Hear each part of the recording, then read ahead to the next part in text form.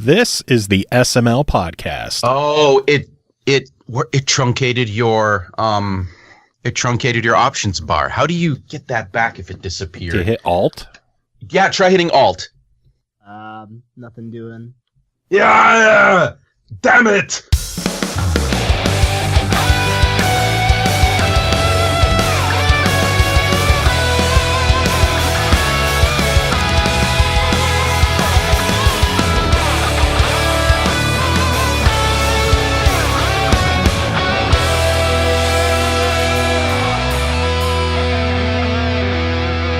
So pretty much you're down for just about anything. I would say just about anything. I won't reveal my my social security, but I'm happy to reveal the rest. Oh, you don't have LifeLock?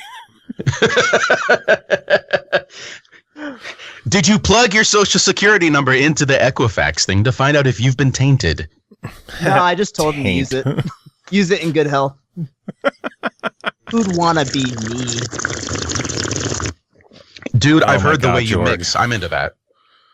Well, thank you. That sipping sound always fucks with me. Weirdly, I've heard that a lot this week. It doesn't jump me as much. I was gonna say, what were you at, like one of the MAGFest events or something? Where there was a lot of slurping? No, I've just done a lot of waterboarding. Oh, that'll do it. On that note, what's up, everyone? This is the SML Podcast. I am your host, Joe. Joining me as guest co-host this week, I'm sure you could already tell, is our good friend George. Norg, how are you doing today, sir? Good evening, motherfuckers. I didn't even get to ask you to do a special intro this week because you're right, you didn't. It's just been 20 solid minutes before we started of just insanity and Skyping, which is fun. The pre-show has been something else. Yeah, the people hanging out in chat on Mixer are probably confused as fuck right now. all two of them? No, I think there's 3 over there. Okay. Yeah. I'm sticking it out. Speaking of sticking it out, you should introduce our guest. Indeed. We are joined this week by Ro Panuganti, musician who just released a new album, The Dark Hunter, music from Metroid. Ro, how are you doing today, sir? Good. Thank you guys so much for having me. You're welcome. And we're sorry. He's so polite. I just want to take him home with me and snuggle him and put him in a box full of puppies and see what happens. Jesus Christ, George. So, Ro, tell us about this album, The Dark Hunter. Sure. So, around summertime, like every other nerd, I was watching E3, and I saw that Nintendo had actually listened to their fans after however long and announced a new Metroid game. And I'd actually been a fan of Metroid for a very short amount of time. You know, normally you hear the, very feelsy American Idol story of how I grew up on nothing but that. But no, my friend, who's also a fantastic musician, B-Boy Noe, he was really into Metroid, and one day I was just like, let me try out Super, and I was hooked. So I loved every part of the music and the art, that kind of creepy alien, kind of dark sci-fi feel. So when they announced the new game, and this gets to the boring legal part, but when they announced that there would be a CD coming with the game, for simplification, that basically means you can cover it. So I started freaking out. I was like, I love doing Metroid music. I love how simple and creepy it is. So I talked to Sebastian Wolf, who I don't know if he's been on your show, but he is the Materia Collective founder. And I was just like, hey, I want to do another album with you guys. And I want to do a bunch of Metroid stuff. And he was like, okay, do it. Literally enough. Literally, the email is like, go do the things. What do you need? And I was like, all right, let's find an artist. Let's find a couple people to do some cool synth stuff. I'll ask a few friends to do some solos. And once the new Metroid game dropped and I saw the songs on the CD, I basically am allowed to choose from those. for legal purpose. So I chose my favorites and pretty much went from there. Just spent an hour to 3 hours every day after work, and I was just like, all right, let's come up with some fun songs. I had a few old ones too, so less work. I gotta say, I'm sad it's only 6 tracks. Well, seriously, I'm sad it's only 6 tracks I could find that were, from Super Metroid.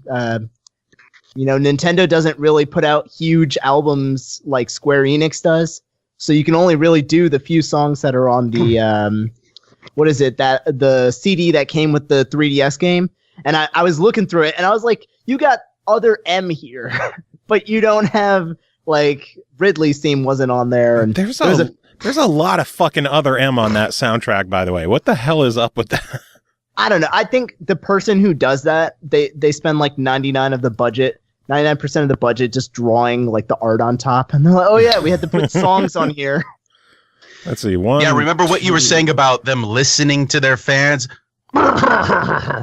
They're not listening too much. No, they're really not.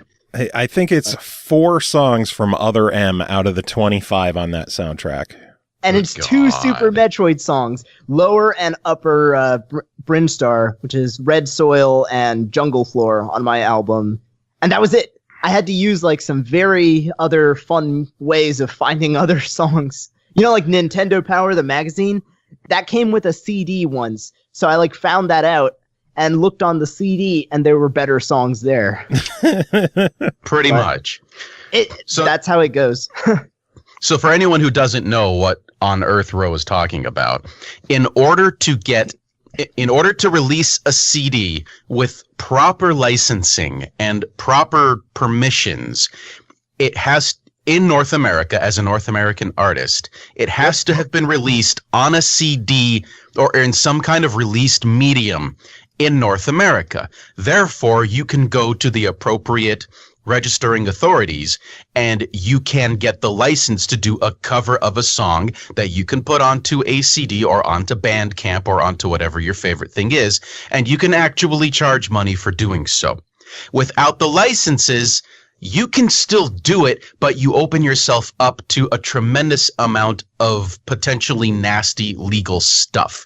So the best way to make sure that your nose is as clean as humanly possible is to do songs that have been released in North America. Not just in the game, but they have to have been released as a soundtrack elsewhere. And that's what, a mechanical license? Wow, you guys know your shit. Like, you know how many times I've actually explained that beautiful monologue to my peers? It's not well known enough, but that's literally it. And that's why whenever I hear, like the Breath of the Wild, right? They did a CD. They didn't put half of my favorite songs on there.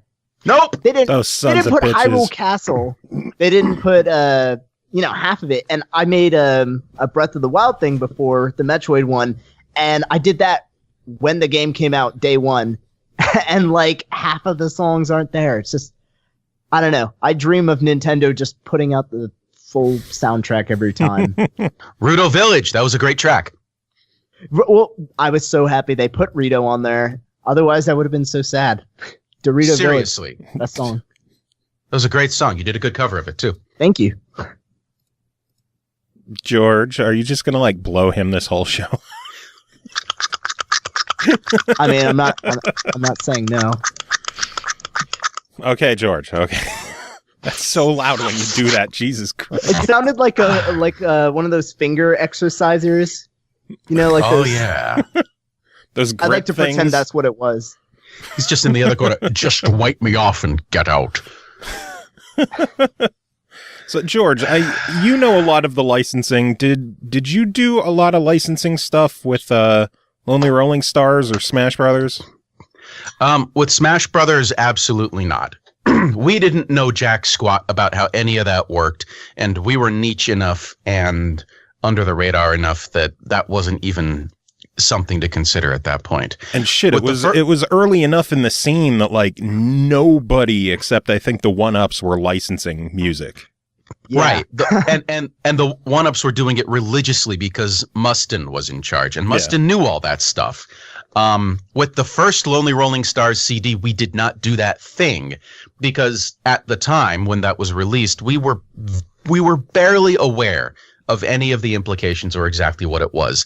And we also released the album free of charge. You can just go to Bandcamp and download it and do whatever you want. If you happen to make a donation, we won't say no, but officially the album is not being charged for any form of that or not. We're still discussing how we're going to handle that with the upcoming album. If it ever releases? It will! This is not about me. This is about Ro. Quit changing the subject. No scope creep, fat ass. Oh my god. Well done. So, we do this kind of stuff all through the picture. Well, Ro, I'm guessing with licensing, you just leave everything to Sebastian and you just focus on the music, right?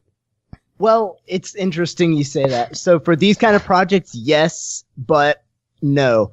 I take a massive conscious effort with all of my music, not just the albums, but I used to do weeklies where I would post a video game cover and I would publish it to iTunes and all that jazz every week. But it was really, really hard, not to mention it, can get a little expensive. But Sebastian takes care of everything for these albums, but I do the whole, is this song safe thing. I don't ask him that anymore because that should be easy stuff. But basically Sebastian takes on like the creative direction a little bit with me and, lets me do my thing afterwards. All the production and recording, of course, I had quite a lot of great guests. And a lot of help. So, I'm not going to discount any of that. So tell us about some of your great guests on the album. Sure. So to begin, the second song on the album, Crade's Lair, it was actually a cover I did in 2014 with my friend Jack, or Toxic X Eternity.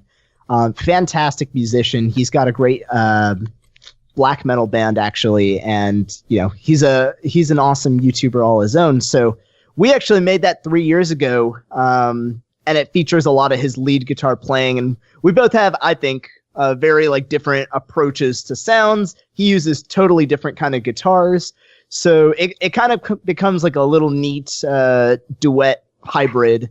And I just re-recorded every single part but his because he's perfect just as he is. I have Richard E.B. on here, fantastic musician, and he's behind the Undertale Determination album as well as plenty of covers. And he's a nice little friend of mine. And who else do I have? I have David Russell, who is part of Project Destati, the Kingdom Hearts orchestrated group, and he was one of my best friends. He was on some of my previous albums. He's a fantastic piano player. I also have Drasgon, does a 6-synth solo at the end of Red Soil, the last track. And I have 3 guys from Materia who did all of the synthesizer transitions where I tried to get extra Pink Floyd-y on everybody. I feel so bad, like not knowing any of the newer musicians in the game remixing scene. Like, no worries. In my day, I grew up with Vert and DJ Pretzel hating each other. One of those. They never hated each other. What are you talking about? They hated each other until they had a shot at MAGFest, and then they were friends, and everything was wonderful, and the community was whole once again. I wish I had a feud. Do you know how much popularity that gets? That's true. But they were kind of united in their just extreme loathing of Robert V. Aldrich, so. Come on, Joe. Poor Aldrich. Come on. What did Aldrich do Joe. to hurt you? Come on, let's hear it. The DJ Potato Robert V. Aldrich rap. Oh, Come on. You don't remember it? No, I don't. I'm DJ Potato, and that's funny to me because I wrote this anime novel. That That wasn't DJ Potato. That was you. That was totally, you totally used to do that. That was a song that I'm pretty sure Shale did. No, I wrote really? this anime novel. Yeah, it was, but you mashed it up with DJ Potato. No, dude, I'm not a musician. I didn't mash anything up. Yeah, it was. It Wait, was when like did mashing up become music? I don't know. That's a joke, by the way. Back in my day, mashing up was when you stayed up real late to watch Alan Alda, and he was on that television program. What the fuck, George? Well, you see, MASH is a television program. See?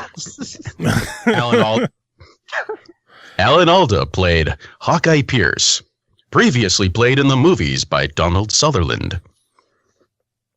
Indeed. Thank you for the random movie trivia, George. That's a TV trivia. A little bit of both, I guess. MASH was great.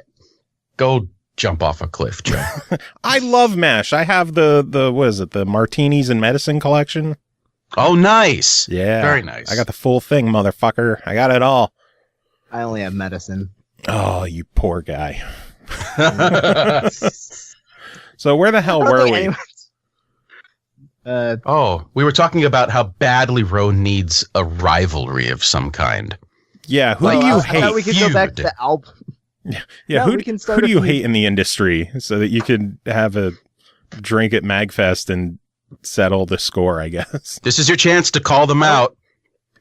There's too many names flying through my head. Here, well, if you're looking for a rival, I don't know if you know them or not, but there's a guy in the chat named Can't Stop CB who... yeah, I read that. I don't have a band. I don't have a band. He's giving me too much praise here. Yeah. He's implying I spoke to other individuals and they listened to me. So that is incredible credit. Are you confirming that you do not have a band that sucks balls? No, I just don't have a band. But if I did, then we can talk. So who does all the ball sucking? I was going to say, you don't necessarily have to have a band to suck balls. Yeah. It helps. No. I mean, he's also throwing shade at me like, how much asshole did you eat to get all those butt hairs on your face? Because I have a beard. So clearly it's ass hair. There's a lot of holes in that. I know.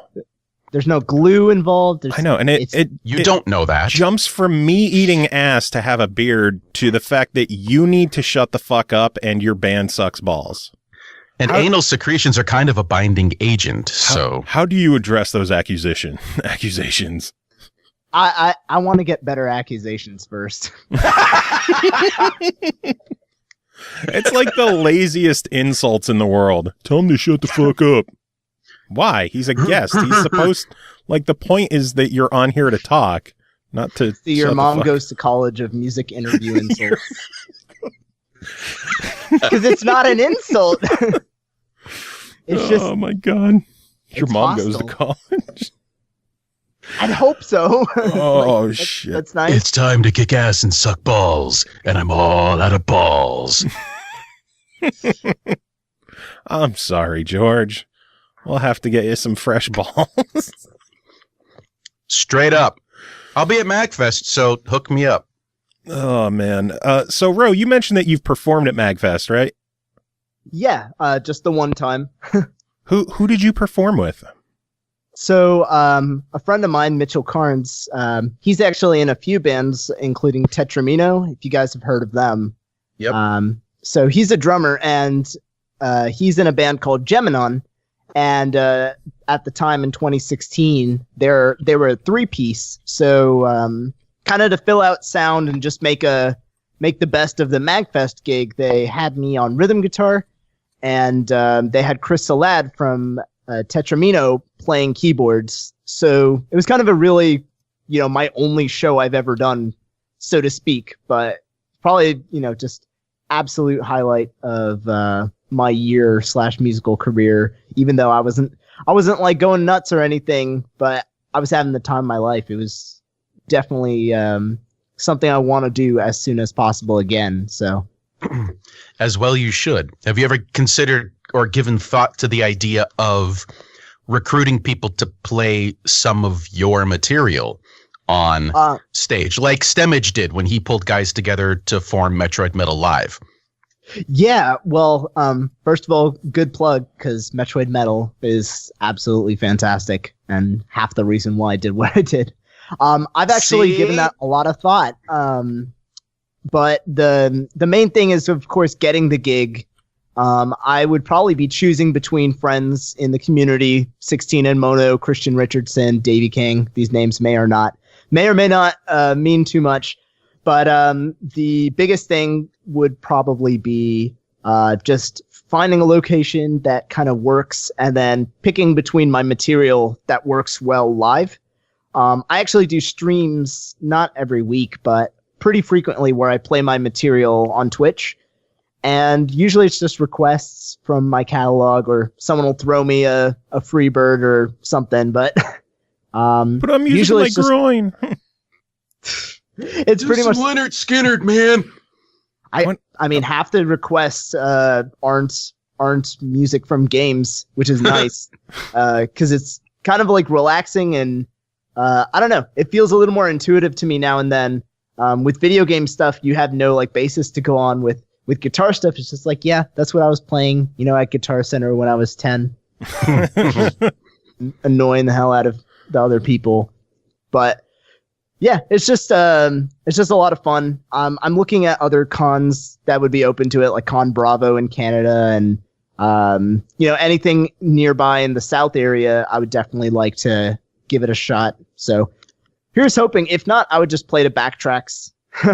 Like that was one of the things I was going to recommend, because when Stemage was originally approached by PAX asking and was asked to come out and do a live gig before he had the band. He said, I can't. They said, well, because he doesn't have a band. And he said, well, why don't you just bring backing tracks and then play along to them? He said, no, I don't really want to do that. And then like a year later, he concocted the idea of doing a live gig, pulled together Danimal and Kirby and Cheddar and Chunk Style, and they tested it out at MAGFest and ended up playing MAGFest a number of years and playing PAX a number of years. Yeah, but I actually ran into him at an elevator while I was running to pick up a friend, and I missed the Metroid Metal show, I think 2 years ago. I was so okay. sad. They're not that good. No, they're not. Yeah, they're mediocre. They're okay. I mean, I guess. But, yeah, I completely sympathize with him, though. Playing the backing tracks has a few like technical holdbacks. You're really at the mercy of your exact track, and you kind of compose yourself different. There's no room for improvisation per se, but at the same time, you stick to your thing. No one's going to mess up except for you. And, you can still have fun with it because your song super well. So right. Exactly. You have people like Danimal who plays guitar to his chiptune tracks. There's virtually no improvisation unless he's built in patterns to give himself an opportunity to improvise and solo over it. You have Vert, who has been for years playing keyboards over his own tracks. You have Mega Beardo, who plays shows with backing tracks of all of his stuff with just the guitars muted, and he does live shows all the time like this. It's a possibility, and in the absence of having musicians, if your goal is just to get the music out there and do a couple of live gigs and get some experience, that's always a viable option. No, absolutely. I think that might eventually be the option. Like I said, a lot of people are on Twitch now, especially in the community, just like loading up backing tracks and jamming over them. Yep. And for me, like I get sick of playing the same song, so I'll end up improvising the solos every single time. And that way keeps me on my toes, and I'm not like, I don't feel like I'm boring anybody who's been there before. You're always going to get something a little fresh, and that might just be like the blues or jazz side of myself. So people aren't like, oh, it's this song again. Oh, it's this solo again. Right. Like I've streamed. Learn something new, scrub. Like I'll do the same opener over and over, and I'm just like staring at the screen. I got my little video game intro playing over it so that it looks a little cooler. Then I'm just like, okay, here's a solo. And it's like, okay, let me just pick like completely different notes. So, and I mean, it's hard to start streaming music playing, because it's like you're on stage, but you don't get that very obvious connection. So if you're sucking, no one's going to tell you. They're just going to leave and you'll be like playing for yourself, which isn't the worst thing in the world, but it kind of feels a little lame if it does. Michael Zucker played Mag Underground to an audience of 4, of which I was one of them, and I appreciated it. It was great.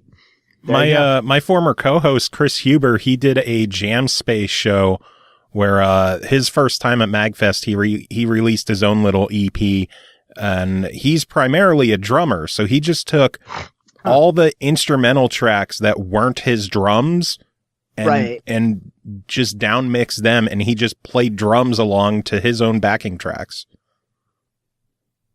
So that's still pretty cool. You should look into, if nothing else, trying to do something in Jam Space this year and organizing a small show. That's either actually Jam Space or Underground. Try. Yeah, you should totally definitely. Do it. I just have to pick the songs. I'd go. George, you should play with them. Sure. I don't have one of them fancy fan fret basses though, so I don't think I can step up to it. You see. I'm enjoying the whistles in between your words. Just thought you should know.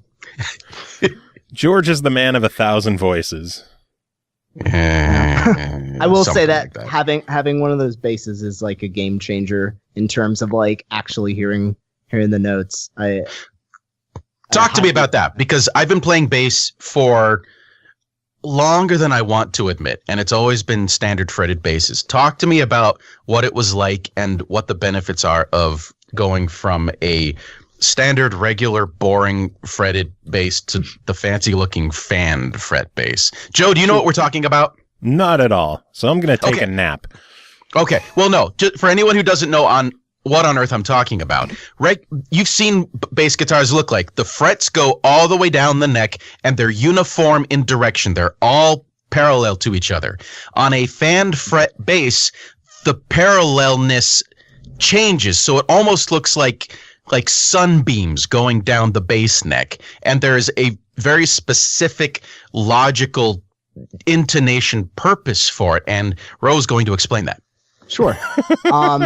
So, like you said, basically with a lot of progressive metal bands, and more importantly, because I play a 7-string guitar, the bottom strings line up very well with the low strings of a 5-string bass. And the tunings I used on the Dark Hunter were basically drop B, just 7-string B standard, or drop A, or I went down to drop A flat or G sharp.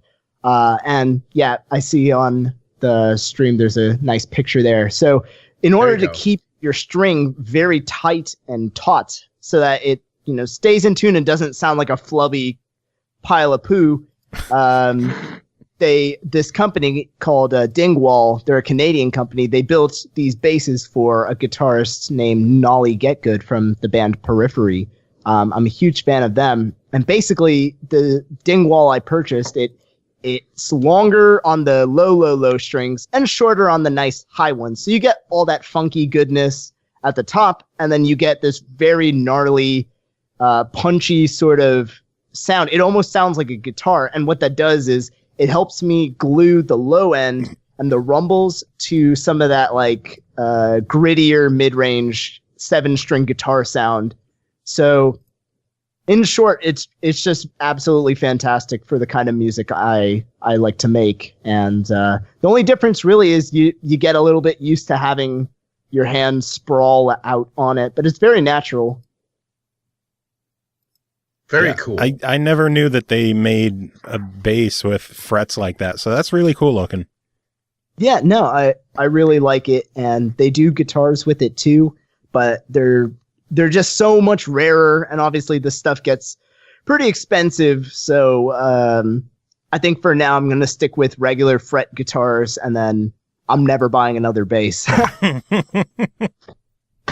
Like that's definitely my end all.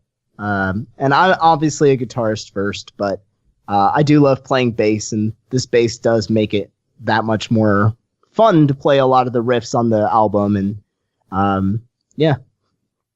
So maybe the two of you combined can answer this, but what would the difference be between a normal bass, a fan fret bass, and George, you play the Chapman stick a lot. What can one instrument do that the others can't?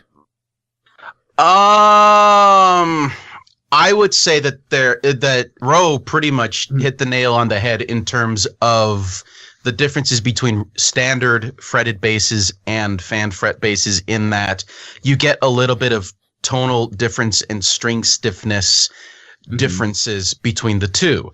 When you're going from basses to Chapman sticks, the entire game is completely different, because at that point, what you're doing with the Chapman stick almost exclusively is tapping every note. So when your finger taps the fret, that's what creates the note. You're not using a pick. You're not slapping or popping most of the time, unless you're me, because I'm a freak. But most of the time, you're just tapping the notes, and you get that sound almost exclusively. You can tap on any other type of amplified instrument, and you'll get a similar sound. But the fretboard for a Chapman stick is designed to make it go much easier, faster, smoother. The strings are easier to manipulate from a tapping perspective. You can still do it on a bass, it's just more difficult. And the strings are not as close to each other, and the frets are a little bit further away from each other, versus a tapping instrument like a Chapman stick or a war guitar or whatever that giant thing I keep seeing on Facebook ads is, that I can't remember the name of. What is the name of that thing? I'm not 1,000% sure. I'm thinking of a lot of different things that people just go to town tapping on. But I've never played a Chapman stick personally, so all I know is that I do tap on my bass for some parts. It's just not very frequent or necessary, but it does sound pretty fun. It's a completely different sound than if you're plucking or strumming or finger picking or going like Tony Levin and using drumsticks on the actual strings, which he calls funk fingers. And that's just a completely different sound in a whole other universe all its own. But yeah, when you're there's at people MAGFest, who drum on a bass? Seriously. Yeah, dude, Sonic Youth, they break their instruments on the song. They pretty much. So I'm learning shit. Yeah, Tony Levin, who is like Peter Gabriel's perpetual bassist and stickist, and he played in King Crimson. He was part of Liquid Tension Experiment at one point, and he was one of many bassists in King Crimson, along with Trey Gunn and a few others. He straps short stick drumsticks to his fingers, and then he strikes the bass strings, and that's where. Kind of like Freddy Krueger, except it sounds much more awesome and it's less lethal. Interesting. See, this is conversation that would only come up with you guys on here. That's because I'm old. Oh, Gear Talk's Gear Talk. Gear Talk is Gear Talk. So you shifting from Gear Talk a little bit, you classify yourself as progressive, and we already brought up at least one major progressive artist in terms of like King Crimson. You can go back as far as ELP or Old Genesis or Gentle Giant, and then you can move on a little bit further into more modern stuff or stuff that has spanned decades, like Rush. Yeah, and then you get into Dream Theater. You get into a variety of other things. Where does your influence come from, and how would you describe your sound based on existing prog tendencies? Sure. Good question. So I grew up, in North Carolina radio, you get all the classic rock stuff, and my folks, particularly my dad, big Pink Floyd fan. That was probably the only of the many, many progressive rock bands that I actually got exposure to until, I started playing guitar. So I would say, I started looking into, like you said, Rush was definitely a band I liked, and I've done covers that are kind of into that kind of territory. A lot of changes, but still really melodic. I'm a huge Dream Theater fan. You know, a lot of my music and a lot of songs I learned and I think kind of reflect into my sound as, you know, Scenes from Memory, Images and Words, or even Octavarium and 6 Degrees of Inner Turbulence. You know, that one big 42-minute song, it's orchestra and metal, and that's essentially one of the really key things to a lot of video game metal artists' sound. So I absolutely love that. But obviously more to the modern side, I've, you know, really fallen in love with bands like Periphery, Tesseract, Animals as Leaders. Yes. You know, these new guys that are coming in with fantastically different guitar techniques, but mashing up, you know, the same melodic power of these old progressive bands, like the ELPs and the Yeses. And, I don't know. I personally have this like love of making things technical, but catchy. And I think that a lot of the times you will hear that kind of balance struck. And there's a lot of like individual artists I love. Steve Vai, Pliny, C2IA, all these guys who are working out of their own studios or bedrooms, just producing content, you know, that has something weird in it, but still sounds right. Like I bought a sitar a few months ago and I shoved it in a Zelda cover, and, you know, more and more things like that just keep popping up, and I like it. When I did like my Zelda album, I had a piano player do Rito Village, but then half of the time it was also metal. So I just like having that weird versatility that the progressive genre really lets you get away with. There's a lot of good stuff on that album as well. We actually played, I think, all of that album on the last episode of the show. Yeah, I saw that. I appreciate it. There was like one in between the interview and reviews, one between the reviews and the other interview, and then the other 3 songs at the end. Helps when you only have 5 songs on an album. You just play the whole goddamn thing. I keep hearing this, like, albums are too short. I don't know if you guys realize how much time these things take, even if I did that one in 11 days. I know how long these things take. Thank you. See, George gets it. Yeah. It's the sweetest, George but has most kids, so he doesn't have time to make music. It's not. You don't even have that. to like live with the kids. You know?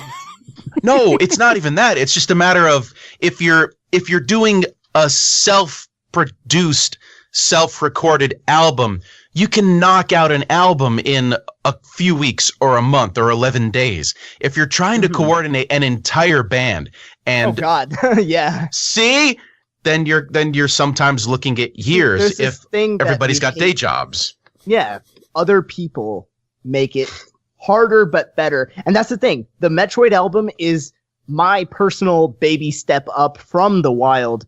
I wanted to ask more people for help. I got the 3 people to compose, Garrett Steele, Garrett McPherson, and Joel Santos, to compose transitions in between songs, because I couldn't just keep doing it on my own, or else, I'll be very stagnant, and I don't think that people would enjoy the next album.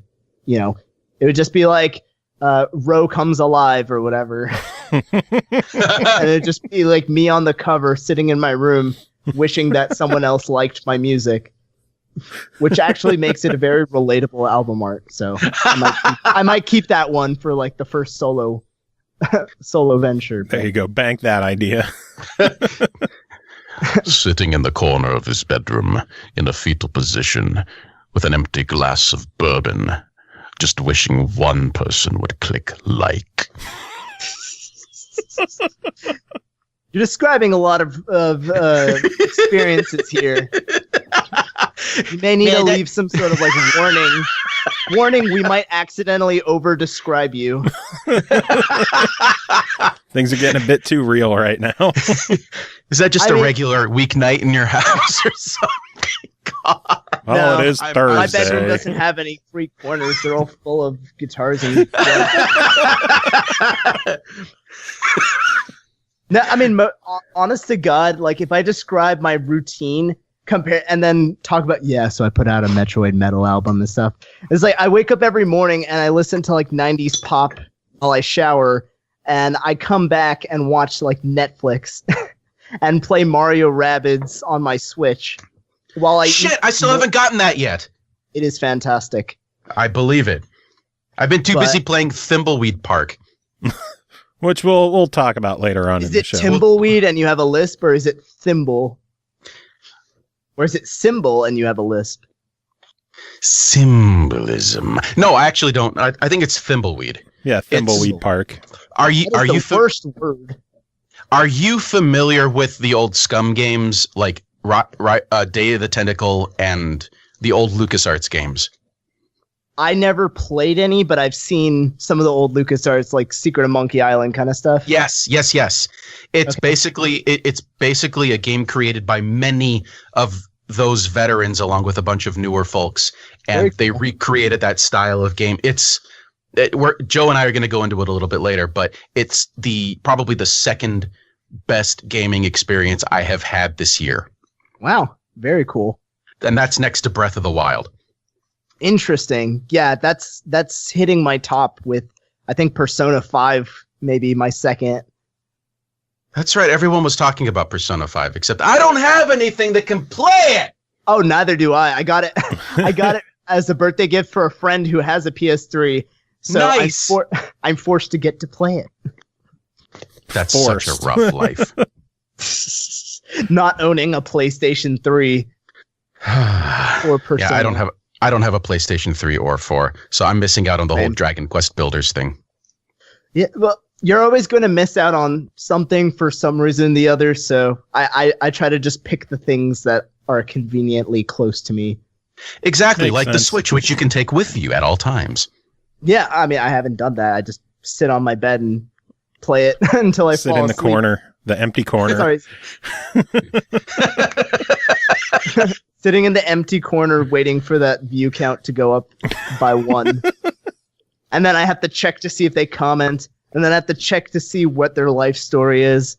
Please like, comment, and subscribe. Oh my God, this guy shops at Harris Teeter. I shop at Harris Teeter. No wonder he liked my video. Oh my God. I want to say I'm happy that in the 4.5 years I've been doing this show, I've never started or ended the show with please like, comment, and subscribe so you can get future updates on all of our latest episodes. Like I might kill myself if I do that. I think the easiest thing is just put the word subscribe somewhere, except YouTube did that for you with the button. Right. And then just you move on. But then you have to do like the whole Pentatonics thing where at the end of every one of them, and don't forget to subscribe. Like, oh, bass, okay. I don't know. I feel like an asshole being like, hey, make sure to comment and like and subscribe. Like, if you want to follow me, you're going to follow me. Joe, you are an asshole. Just go for it. I try. I think once you've gotten enough like bad comments, you stop being compelled to make people comment. I don't mind if someone doesn't comment if they're not an awesome, nice boy, you know? I don't want some of the comments I've gotten. Like, I want some of the nice ones, and I certainly have gotten them, but you know, you do what you do. If people don't like the video, I'm not holding them against it or whatever. Everyone's seen a video that they say anything nice. Don't say anything at all. See, I don't mind my episodes having like 70, 80 views and only 2 comments because that's less shit I have to read. It becomes that, and it's. I'm not trying to be like, I would never want to be a millionaire. I couldn't deal with the fame. but at my current tiny channel status of getting a decent comments now and then, sometimes you get something stupid and it's just like, you know, you could have clicked close. you could have clicked the wonderful 24/7 Family Guy stream that was clearly recommended to you. You could have clicked that instead. You could have, but no Pulse in the chat Peter. Pointing out that I had fans buy the PlayStation VR for me, and that's douchey enough, which is true. We held what was it, Indiegogo? I think I did to raise money so we could cover PSVR games on the show. So yeah, I'm an asshole for that. I mean, that's a business thing. I actually did. I did. My graphics card died, and I did a stream, kind of like a fundraiser, but. You know, the donations, I immediately covered a song that they requested of me. Because I feel like as a musician, especially if I'm streaming at that moment, it's like, I guess I could give back whatever I can. And a lot of people do that with like Patreon and so on. And GoFundMe. That's what it was. Yeah, GoFundMe's, Indiegogo. I've never actually done one of those. I haven't thought of something clever enough to ask money for yet. I mean, besides my music. Which, I mean, your music is better than my show. Fuck yourself. There's a lot of, you play it backwards. There's a whole Satan message thing. It's not that good. Hey, don't you have like 8,000 subscribers or something? I think something in the ballpark of that, yeah. Damn. See? No one ever says damn to that. Okay, you're not Rob Scallon. So fucking what? I think I always say Rob Scallion. I generally do too, because it looks like it should say Rob Scallion or Jared Dines or fucking Fluff. I mean, the fact you said fucking Fluff makes me so happy. Dude, I don't know why. I will say this. I won't get into that because we're on a... Okay, that's my no off limits. I won't talk smack. No, because I actually met him at a local thing because I live near Seattle, and he lives south of Seattle, and that's how I met Sebastian Wolf. Ironically enough, I went to dinner with Steph Prater, and she dragged me back to where he was where he lived, and I finally got to meet Sebastian Wolf, which was awesome. But I met Fluff at whose name is Ryan Bruce. He's the only Fluff is his chin pubes, but he's actually a super nice guy in person, and we had a really, really lovely conversation about guitars. And it was at an event that Rob Chapman was at, where he was promoting some of his new guitars, and the line to get into play any of the guitars was insane. So I like a week before, I had just subscribed to Fluff's channel, and I saw him sitting in a corner, so I went over and we chatted about guitars and stuff for a while. Mm-hmm. But yeah, in person, he's a super, super nice guy. And at some point, I will finally finish modifying the SM57 microphones that I said I'd modify, because he said if somebody ever hands him a transformerless SM57 or a modded transformer SM57, he'll demo them on his channel. So I've got everything ready to go. I just need to bust out the soldering iron and take care of it. Well, get to work, George. I'm just so bored all the time. Like, I can't even possibly... If I had to lift a finger, I might break a sweat at any minute, and I just can't have that. But I feel bad that like I don't recognize any of the other people. I do follow Rob Scallon, so yes. Of all those people, what'd you say? What was that? Did you cut out there? Oh no, I was just saying. Okay. Of all those channels, Rob's the one that I watch. He just does such weird shit on his channel. I think really does. Some people they blow up. They do one thing and they stick to it. And I think Rob aims the wrong direction a lot of the time. He goes for what you won't expect or even want, and it becomes very, very fun. I loved his banjo cover of Psychosocial, and the fact that he got Corey Taylor to show up at the end of it. Yeah, no, the banjo ones are always fun. I gotta wonder where he lives, where there's like a farm readily available to film at. He lives near Chicago. There's a lot of suburbs out there. Chicago. Huh, did not know. Chicago. Chicago. So yeah, if you spend enough time watching those guys' channels, you'll eventually discover other people's channels.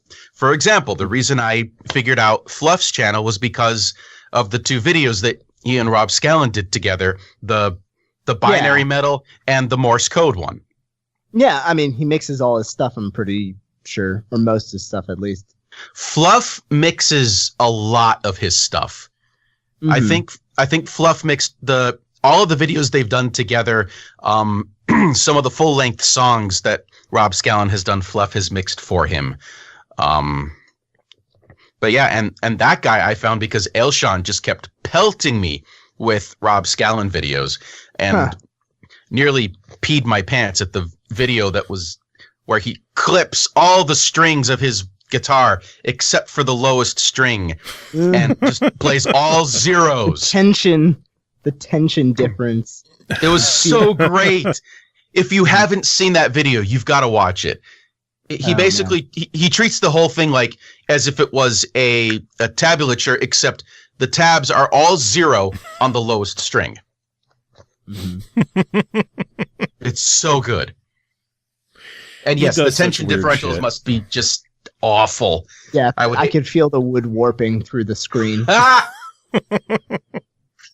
Oh man. So okay. trying to bring it back to you a bit. You've done Zelda, you've done Metroid. What are you thinking of doing next? Ooh, honestly, because it's still so fresh and the album came out not more than a week ago, I still kind of am trying to feel out a mix of how people felt about the album, how well it's performing, and just how I feel about it playing the material on Twitch, or if I can play it at cons. But before Zelda, I did Banjo-Kazooie. I've done an Earthbound album. I've done Donkey Kong Country 2. You did Earthbound? What? That's my very you didn't know about that, Joe? No, I didn't. 4 years ago. How the fuck didn't I know about that? And I do SimCity. I don't know. That's because somebody didn't do Let's their go back. Tell me more about the Earthbound. I need to know more about the Earthbound. You got to tell them about the Earthbound now. I made an album called PK Rockin'. It's like a really, it's pretty like rough because it's my first album, but I mean, like I would never go near it with a 10-foot pole because, nobody loves listening to themselves except for Kanye West. But, I took like my favorite songs and mashed up a bunch of medleys. So it's kind of like a cute old Ro phase thing. But that was like 4 years old. I did it over the summer while I was managing a charity album, the Multiplayer Project. I'm sure Materia Collective might have mentioned that one. But yeah, that's kind of all there is to it. But I really, really love Earthbound. And I mean, tomorrow I'm hoping to get a SNES Classic so I can just play it again. Now I got to find that Earthbound album. I'm an Earthbound fan myself. So kind of, sort of. Just a smidge. George, I don't think I knew you back when Bound Together came out, did I? You and I barely knew each other. Together is, what is it, like OCR or? No, it's just Bound Together. Everyone thinks it's an OCR project and it's not. It's just. I normally wouldn't assume that, but I thought I saw that name somewhere. It's popped up on OCR because I think there were a couple of guys that were cross-pollinated from there. Oh God, okay. That was supposed to be like the big union of OCR, VG Mix, and like all the communities just coming together to do one album. And this was back when earlier in the show we talked about Jake and David not being friendly, and DJ Pretzel pulled a song from the album because Vert did one. Interesting. Yep. Yeah, which, all that stuff is, in the past, and if the album ever gets re-released, which I've been talking with OCR about trying to re-release it again, clearly David's song would be included, but but yeah, so those are what I've done. I think one of my biggest projects I never fulfilled, either I was looking at Ocarina of Time or Majora's Mask. Since I've done a lot of the temples, I definitely want to consider doing like an album of just Zelda dungeon songs and, like boss fights, since Ocarina of Time and Majora's Mask are really a big part of just like some of my favorite soundtracks. But I also had a lot of plans for Oblivion, Elder Scrolls 4, and Skyrim. Oh, yeah. So I hate to have a business side to it, but it certainly would help if I know that there's some sort of generated interest from people who might listen to me already, or people who don't know my music yet but might like it if they know the source material. And I've always held kind of like a side thing. I'd very much like to do some original music once there's an audience for it. So after after the Metroid videos are out and I do a few more just requests and small videos, I definitely want to start testing the waters in a lot of not video game stuff or stuff that's a little more original. Because I don't know, I think it'd be a little more interesting.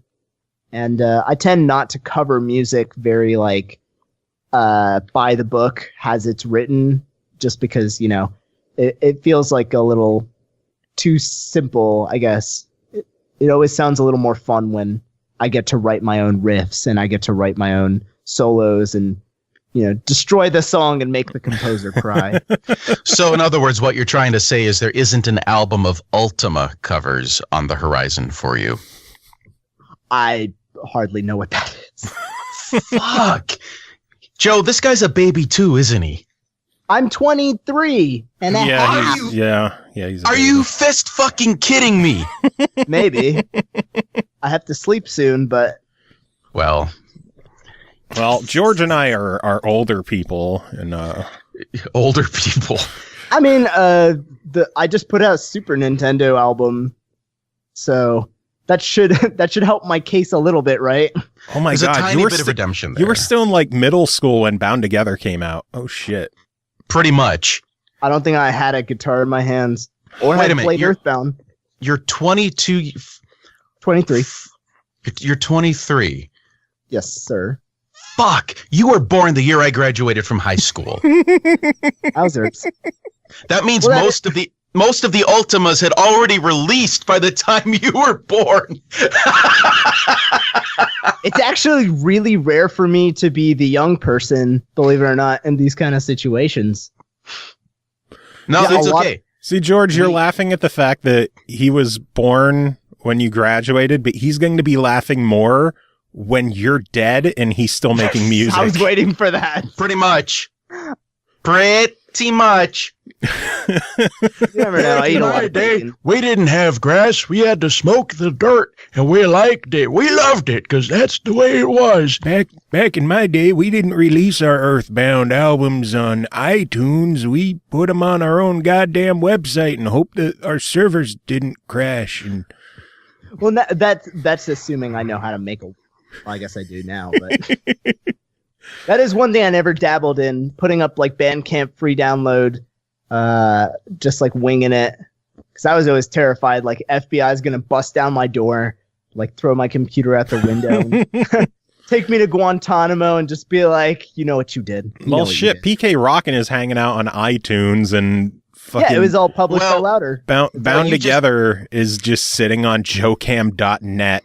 For people who accidentally stumble upon one of these people seemed to be more responsible about the legality of their albums, and another person seemed to not. I don't know. Well, and you just told us before the show how that you had just come from being waterboarded. So no, I said I was waterboarding a lot. Oh, I missed that.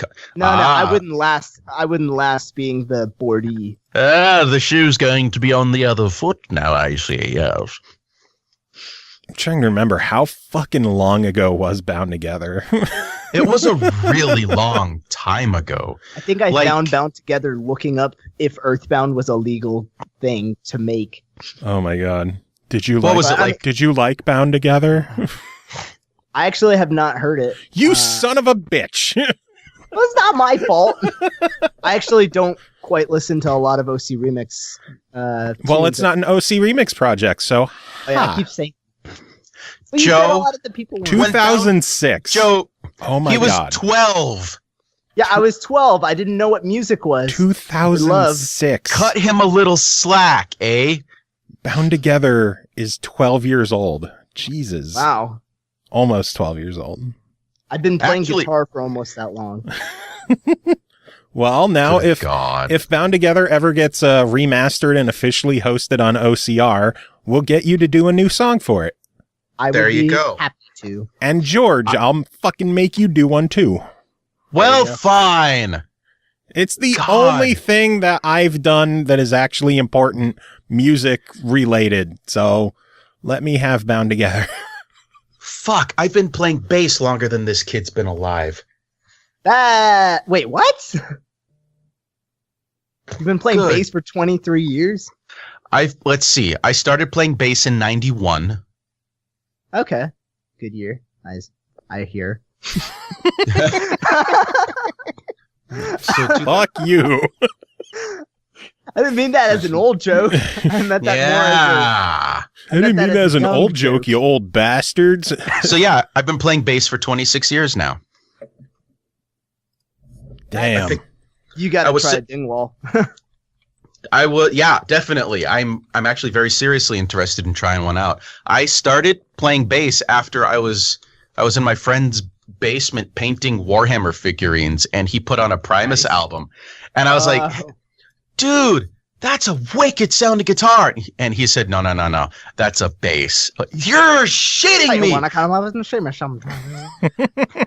It was Jerry was a race car driver was the reason I started playing bass. And I bought a cheap ass bass from some dude in high school, and my lifelong goal was to figure out how to play that song. And unfortunately, I had figured it out by the next summer, so I didn't know what to do after that. Man, you must have wrecked your fingers if the first thing you wanted to play was Primus. Dude, the action on that old piece of shit bass was so high, and I had no idea how to adjust a truss rod. Yeah. And I remember listening to In Excess and Metallica. Nice. And playing with a quarter because I wasn't allowed to turn on the cheap amplifier that I had because it would have disturbed my sister. So I would use a quarter just to get enough sound so I could hear what I was playing. Yeah. No, I mean, I started on a Squire that a friend of mine bought to be in a band with, like me, and he just like stopped playing it. God, it was, Oh my Everybody's got an origin story about a shitty instrument that they persevered through, right? Yeah, I mean, honestly, you know, like when I see people breaking guitars and like destroying line sixes, it's like some kid is going to learn, and if that's the difference between him getting into music and not, you know, let him have his Hello Kitty. Now, to be fair, okay, first of all, every line 6 Spider amp deserves to be destroyed. Just, I mean, yeah. Right out of the gate. The Spider amps, some of their amps are actually pretty good, but the Spider line is just utter shit. Second of all, that Hello Kitty electric guitar has some of the best sound. I don't get it either. Electric guitar. It's insane how good that guitar sounds. I wish I had one, honestly.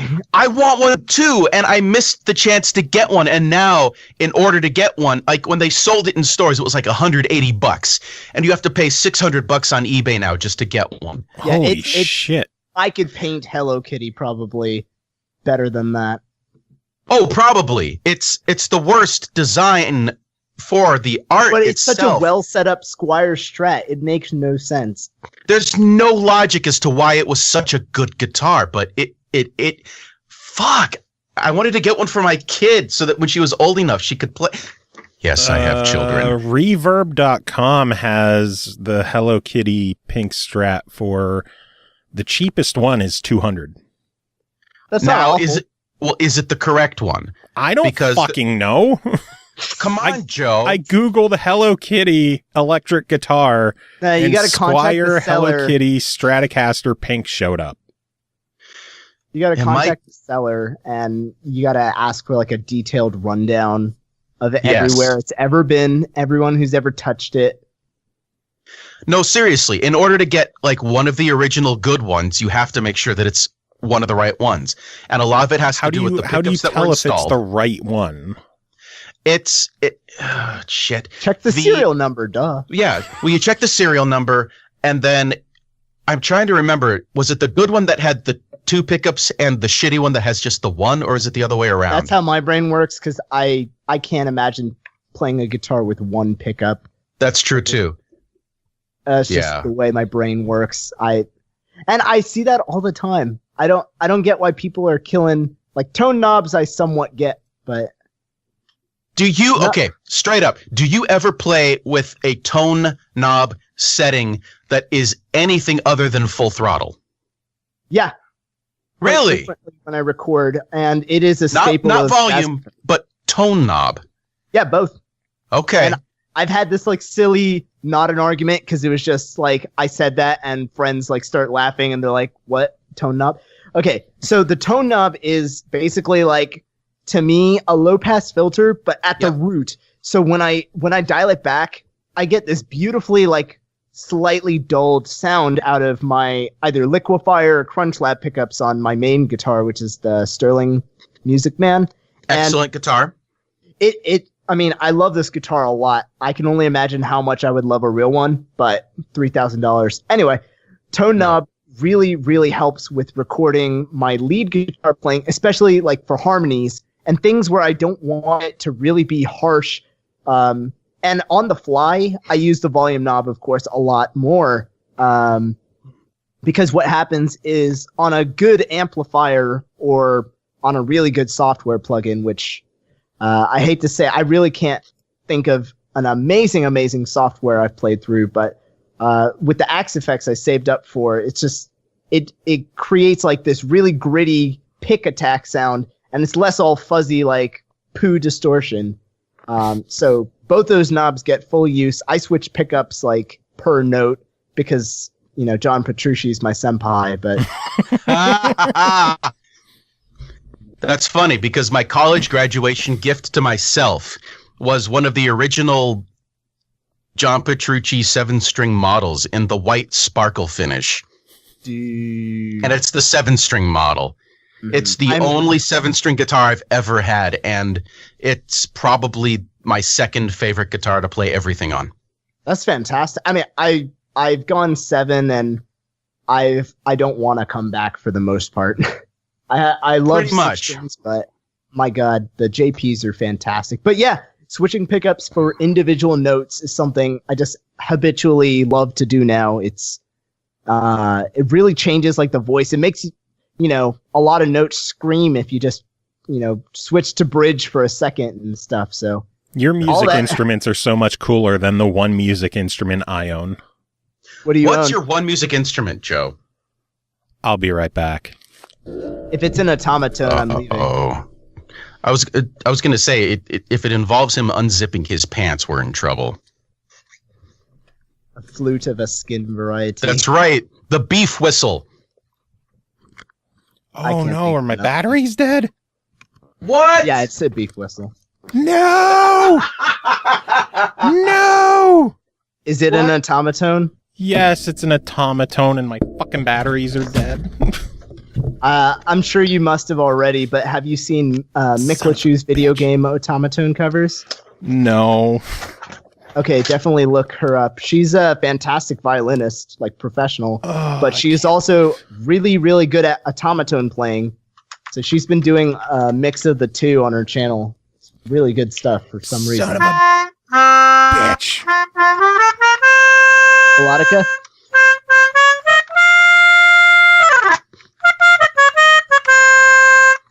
I'm so sad. The only cool thing I have in my life is an automaton. And the batteries. Yes, it is a melodica. I always wanted to pick one up because I do play piano, and I'm like, it should transfer. It does, as long as you can go cross-eyed while you're playing. Because this isn't one of the ones where you have like the hose attached to it. You're just blowing right into the side of it. I got it at a thrift shop for $2.50. I wouldn't buy something people blow in at a thrift shop. But I work at a durable medical equipment company, and I have industrial strength safety cleaning stuff.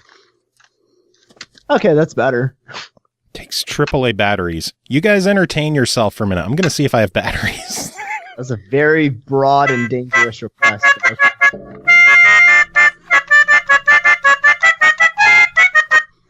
Yeah, I don't think I can do that. Can you do Megalovania, or would everyone leave? What's that? Megalovania from the game Undertale? I have never played Undertale, believe it or not. Wow. I was on the side of I preferred Earthbound and still do, but it's still definitely a must play just to see what it's all about.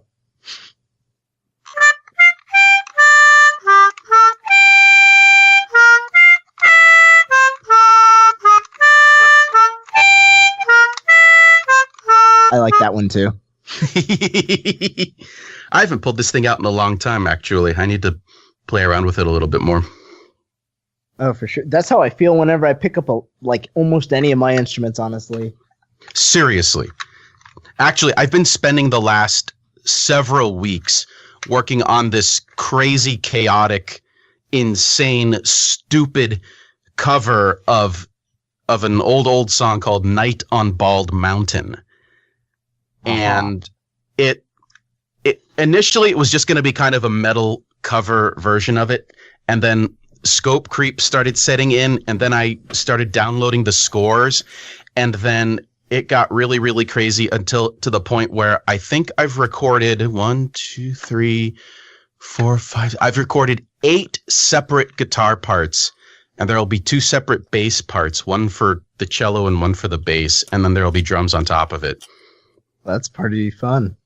It's stupid. I don't know what got into me, but it was like this compulsion, and now I can't stop. So I'm looking forward to finally finishing it. I've put like 60 hours into this thing. This one that's song. More than I spent on the album, dude. I mean, that's a lie, but no, you probably no, it's probably like 100 hours. This one I spent like a month and a half, and there was a lot of time working on the mix before I even started the songs. Right. See, my problem is I'm not a good guitarist. So, there it is. There it is. That was not worth the wait at all.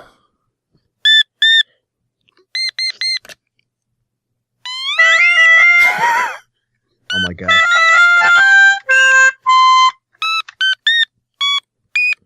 There it is. That was the dumbest thing I've ever done on this show, I think. And I've done some really stupid shit on this show.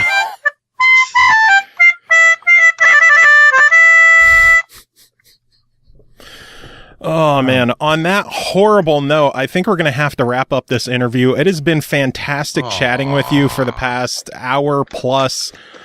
We have so much more show to take care of, though. Otherwise, I would keep you on forever. You've been awesome to chat with. Well, I really appreciate it. You guys are really fun to chat. Unless you want to hang out while we talk video game news. I would love to, but unfortunately, I do have to get about 4 to 5 hours of sleep before, what was that? Work. Yeah. Work. And tracking down a SNES classic. Man up, pussy.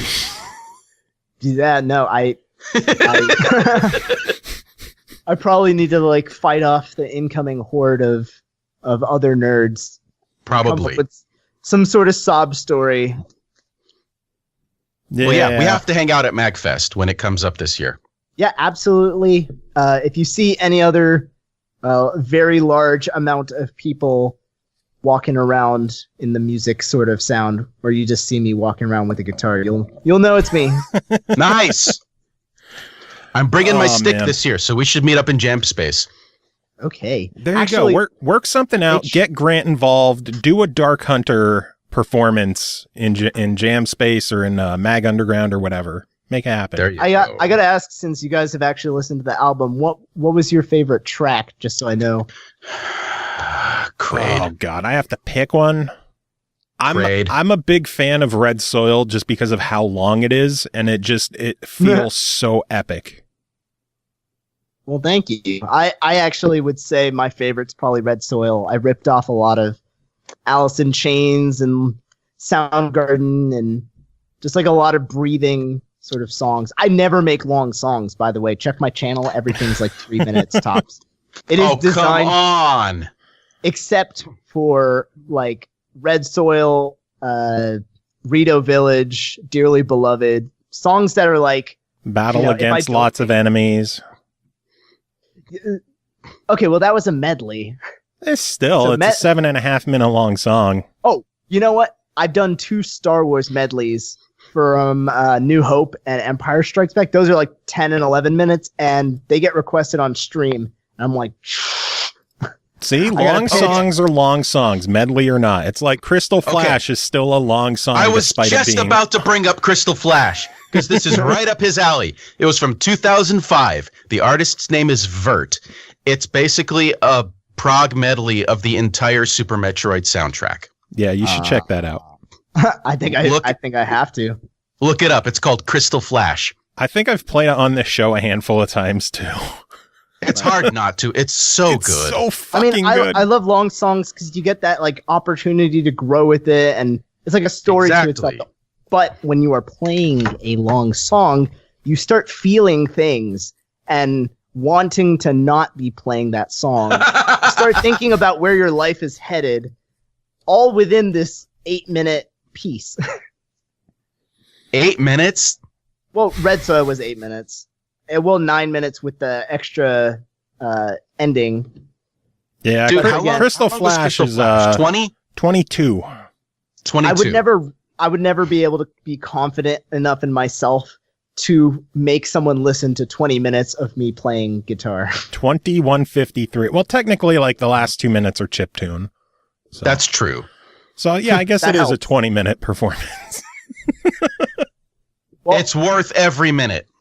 More power to him. I absolutely want to be able to do that one day. Yeah, well, you've got to do it at least once and get it out of your system. Jake Kaufman is fucking insane. So I'll write like a giant suite that's literally just one song. The other thing is with covers, though, it is more expensive for medleys. You start paying like per song. So if I were to like, I don't know, if the Metroid album was just considered like the Dark Hunter suite or something awesome like that, it would be taking like a ton out of the.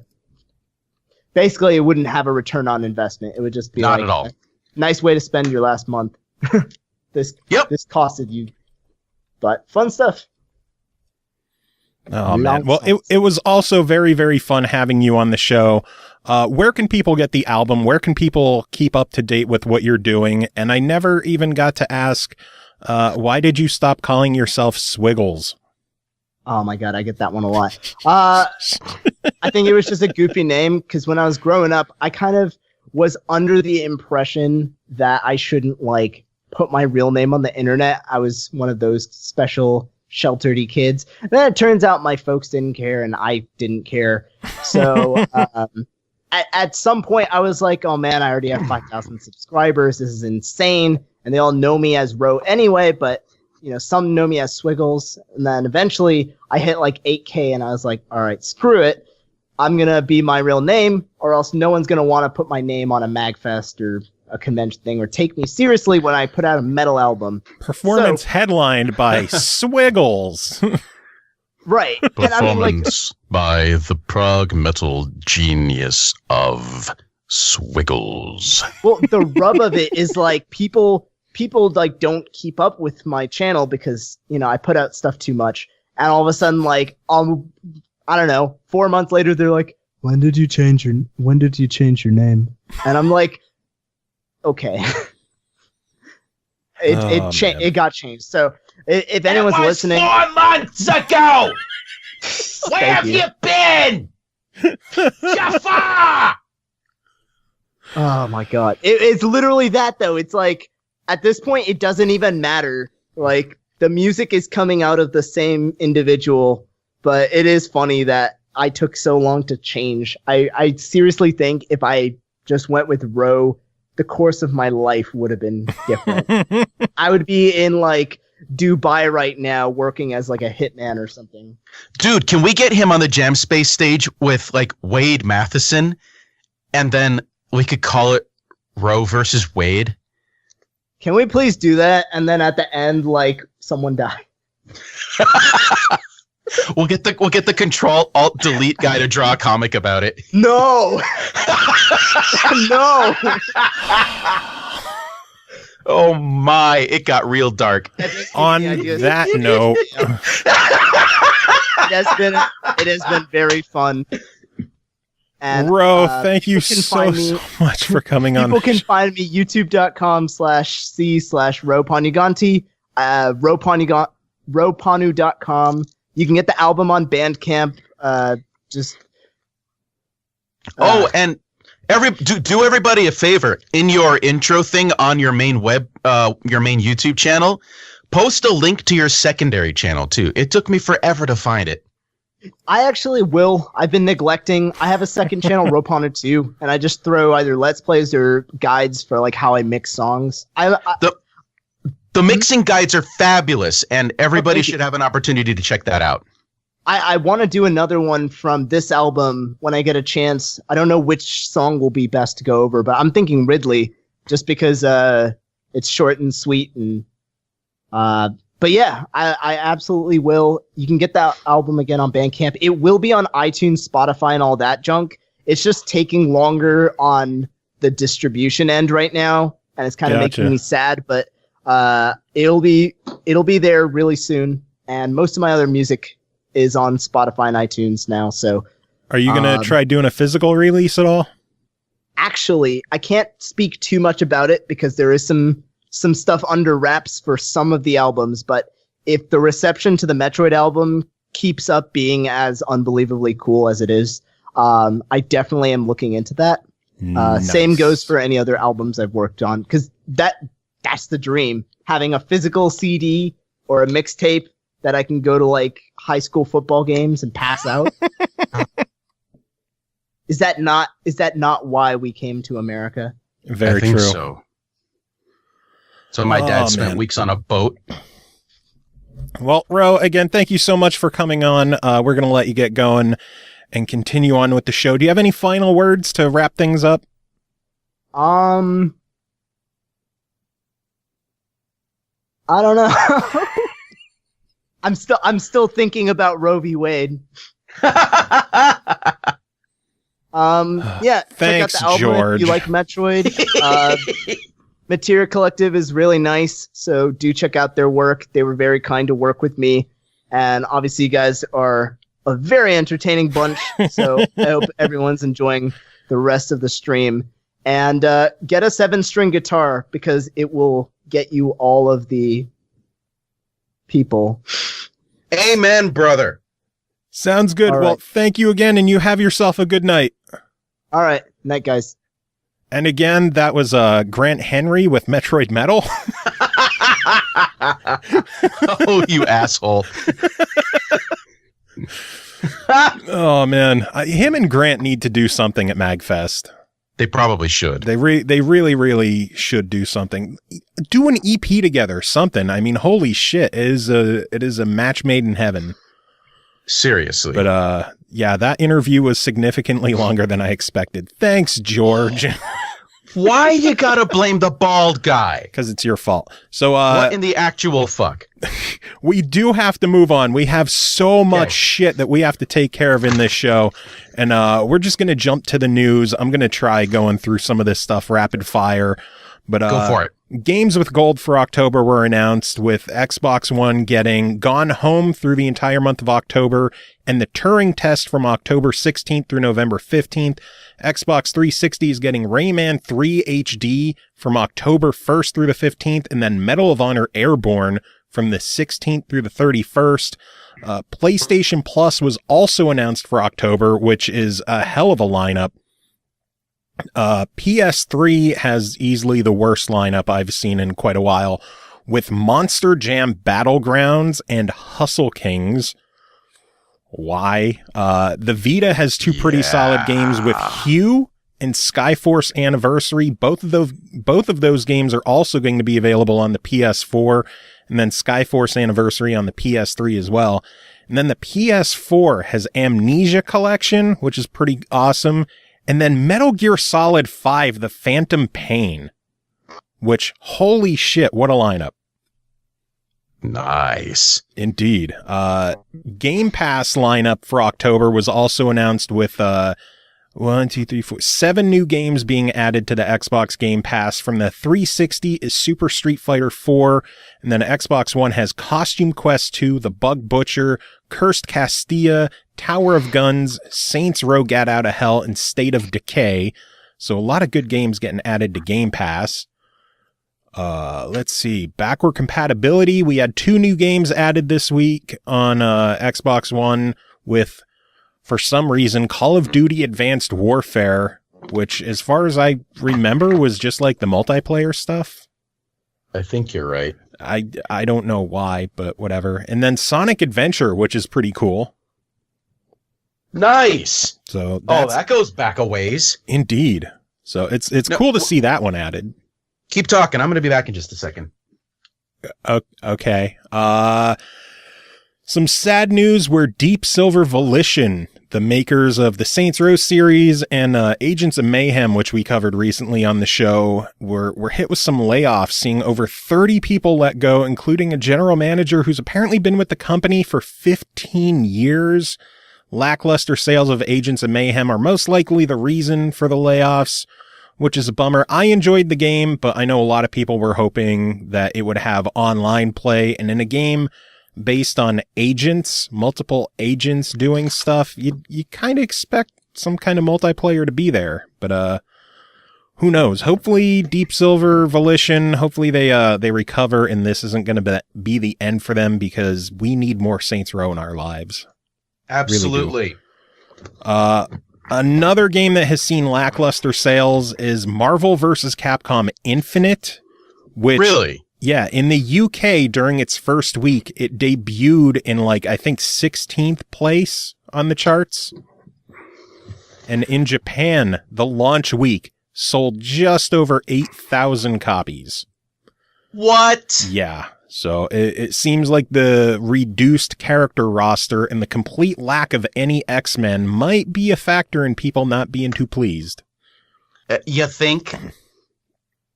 I love how they tried to defend it where people, they want the abilities like Magneto and his 8-way dash instead of the fact that it's fucking Magneto.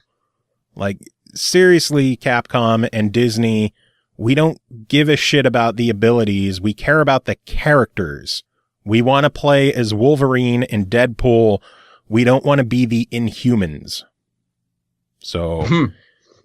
Get your heads out of your asses with your whole cinematic universe and let us play as the characters that we fucking like instead of the characters that you have the movie rights for. But to be fair, if Disney actually gave a shit, then they wouldn't have canceled Disney Infinity.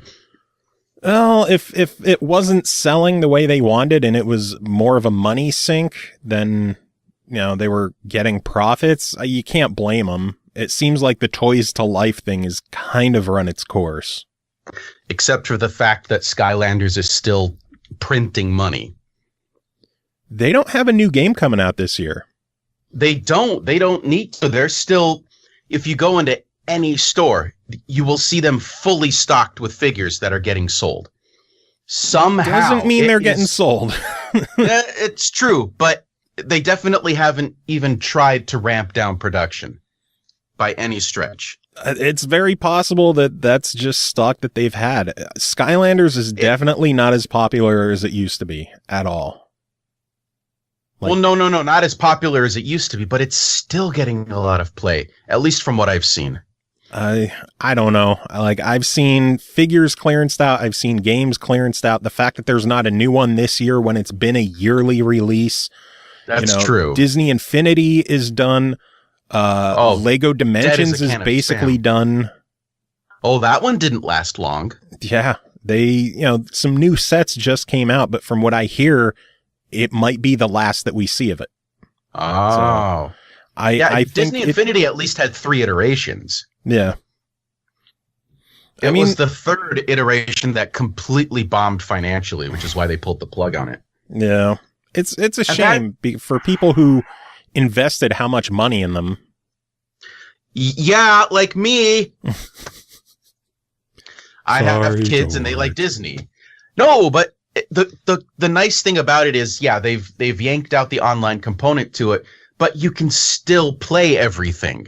So my 7-year-old still likes to just load it up and run around playing as Jasmine or Minnie or whatever the character happens to be. And now you can find the characters on eBay for $2 a piece, if that. Well, there you go. Win-win for you. Anyway, moving on. Some news that you'll enjoy. The Switch saw a massive flood of games releasing this week. Boy, did they. Yeah, I think there were 15, 16 games, something like that. Crazy came out this week. So it looks like that Switch thing might be catching on, huh? Maybe. I mean, it's kind of a gamble, Some really good stuff too with FIFA 18 came out, Golf Story, which I fucking need to get in my life. Conga Master Party, Tower of Babel, Inversus Deluxe, Neo Geo Burning Fight, Brave Dungeon, and Dark Witch Story, Picross S, which fucking Picross, hell yeah. Demo, Sparkle 2, Astro Bears Party, Physical Contact Picture Place, Pankapu, One Piece Unlimited World Red Deluxe Edition, Binaries, Butcher, and then next week, Lovers in a Dangerous Spacetime is hitting on Tuesday. So, nice. Holy shit. And you don't have time to review them. You're right, because I'm still not done with that music project. I know. And the crazy thing is, like, just today, we got 4 of those games in. So no way. You guys can keep on your toes and figure out which ones we'll be covering on the show in the upcoming weeks. Stay tuned. Dude, what was that? I don't know. Looks like despite trying to do something good, the whole Warner Brothers, the Forthog the Orc Slayer DLC for Shadow of War. Have you heard about this? I have not. Enlighten me. It was DLC that was going to be released in memory of the executive producer of the game, Michael Forgey, who passed away from cancer. And they were going to sell this character for $4.99 on all platforms, with the proceeds going to his family. Okay. And the way that like donation and charity laws are set up, they could only be like upfront about it as the donations in certain states in America going to the family. Because if they were to, due to legal reasonings, they could only publicly claim it. Otherwise, the laws might come in, or there might be some kind of compliance or marketing issues that they would have to deal with and pay percentages to certain organizations or whatever. So they were, according to them, they were going to be donating the full amount of whatever was made through that to the family. But because of those regulations, they couldn't really be honest with it without fucking things up. And a lot of people were pissed off about it. Like, oh, I can't believe that they're going to keep so much of the money and only this much is going to go to the family, because they couldn't be completely honest with it without digging themselves into a hole. So instead, they're not going to sell the DLC. Damn it. What are they going to try to come up with some other way of distributing it? The character is going to be a free download for everybody, for all owners of the game. And Warner Brothers is just going to make a flat donation to the family. Okay.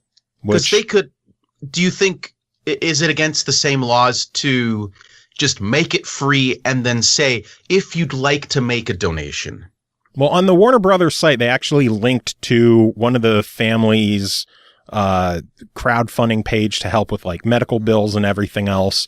Yeah. But, they're still going to give the character out there for free, so everybody gets to check it out. Warner Brothers themselves are still making a donation to the family. People who already bought the DLC will be issued a refund. Like, I bought it myself. The day that it came out, I'm like, yeah, I want to support the family.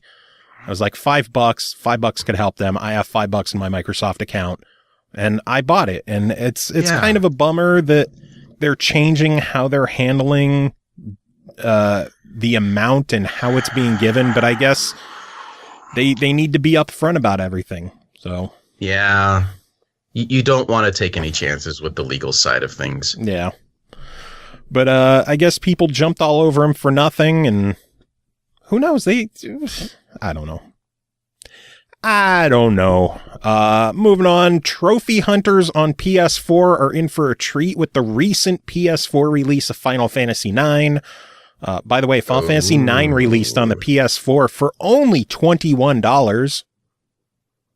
That seems a little steep for a legacy release. Yeah, it does, doesn't it? But just a bit.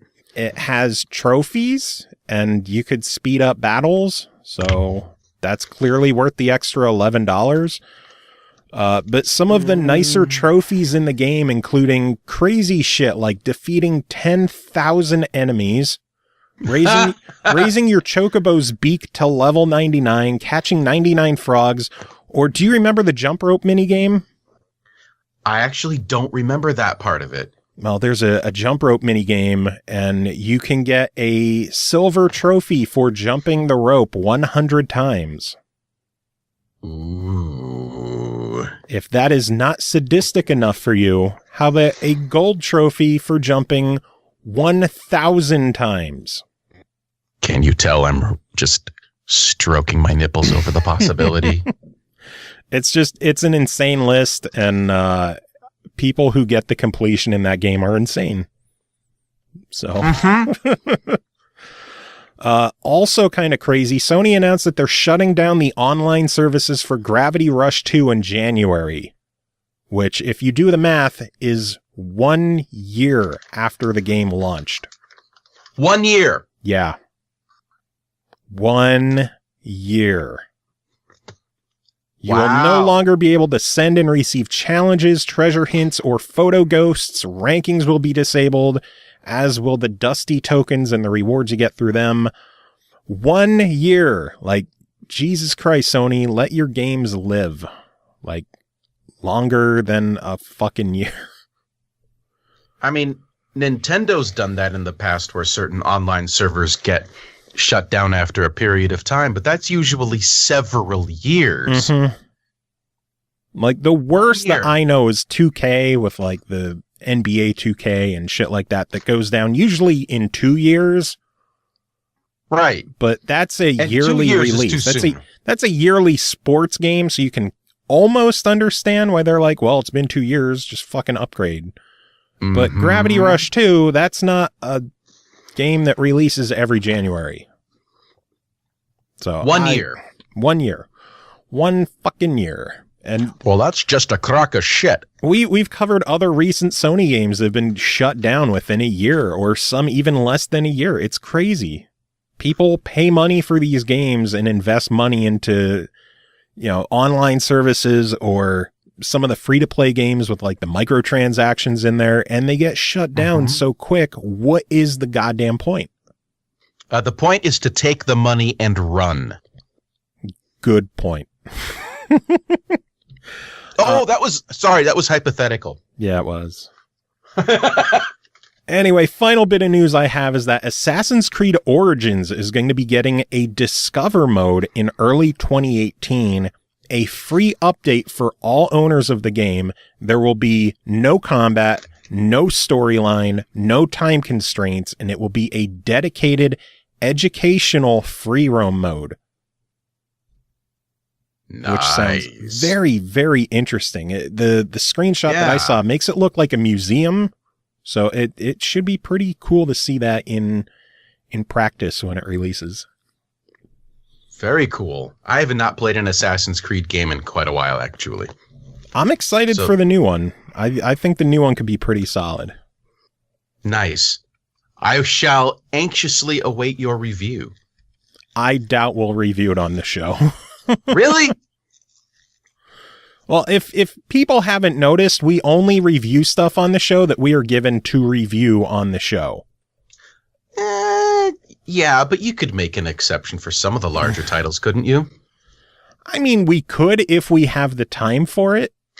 Right. I mean, obviously the ones that you are commissioned to do are going to take priority and precedent. Yeah. But if you just happen to be playing it already...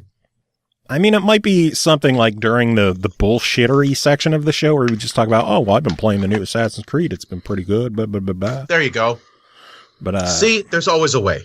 An official review, if they send it to us to review, fuck yeah, we'll review it on the show. I will happily review Assassin's Creed on the show.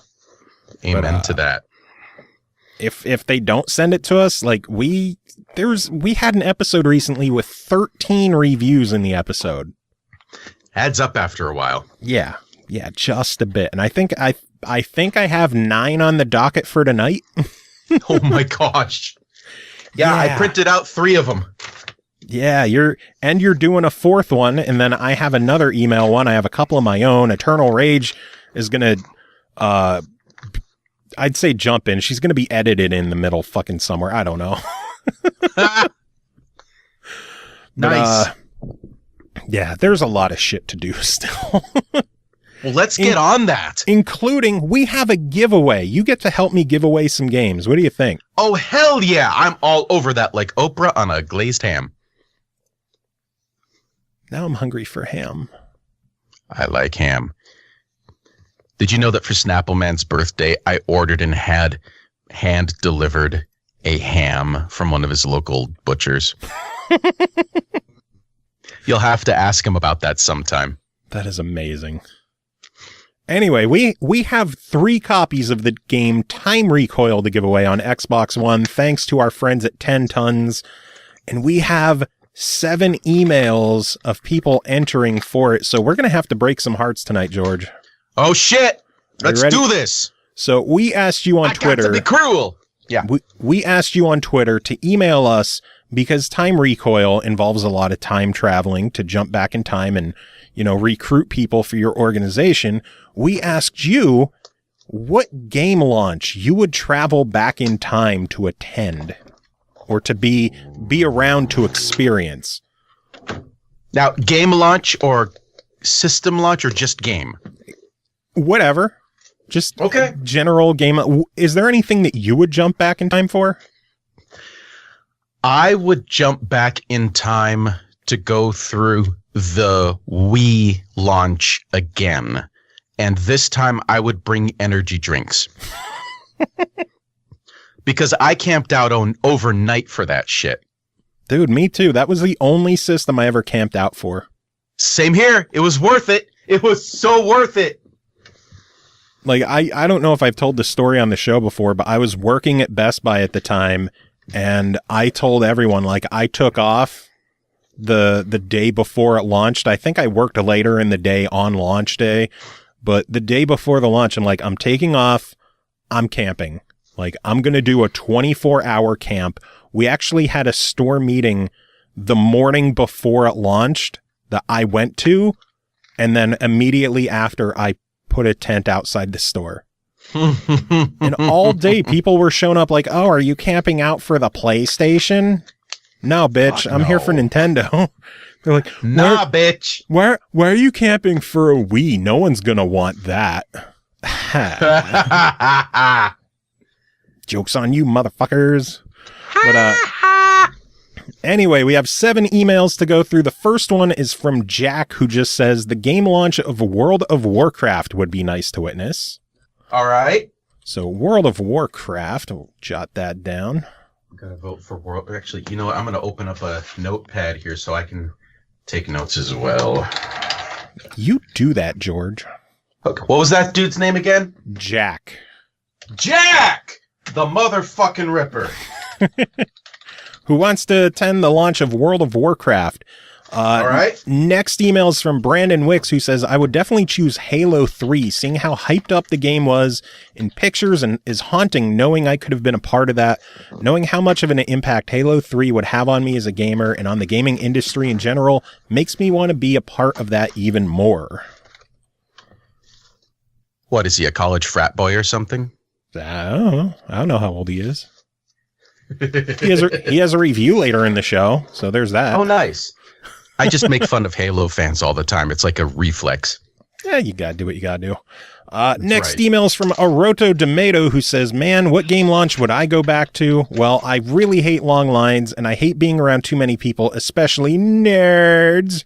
But I do think going back to the Mass Effect 2 launch would have been fun. Mass Effect 1 ended in a very high note for me, so I guess that one, I might be wrong, but I believe during the launch event for Gears of War 3, Body Count reunited for a one-night comeback, and I saw a couple of videos. Looked pretty cool, hanging out with Ice-T. Why not? Halo 3 was also pretty big, but unfortunately I skipped that one since I only got by Halo when ODST came out and made me a believer. God, I love ODST. So, all right. Which one do we pick there? Oh, I thought you said there were 7. Well, no, I mean out of like the 3 games he listed. Oh, wait, it's okay. See, I thought it seemed pretty clear that it was Mass Effect 2 because that was the actual launch event referenced. Well, and then he mentioned Gears of War 3 with Body Count. Oh, Jesus. You tell me. I'll just put them both. Fuck it. Mass Effect 2 and Gears 3. Whatever. Okay. Whatever. Next email is from Leon Claymore, who says, Lollipop Chainsaw. My car broke on the same day the game launched, and I missed a chance to get an autograph and a picture with James Gunn. Ooh.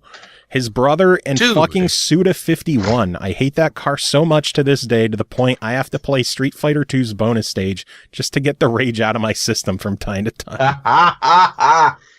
Yes! Man, that sucks to miss out on meeting James Gunn in Suda51. Seriously. Crazy.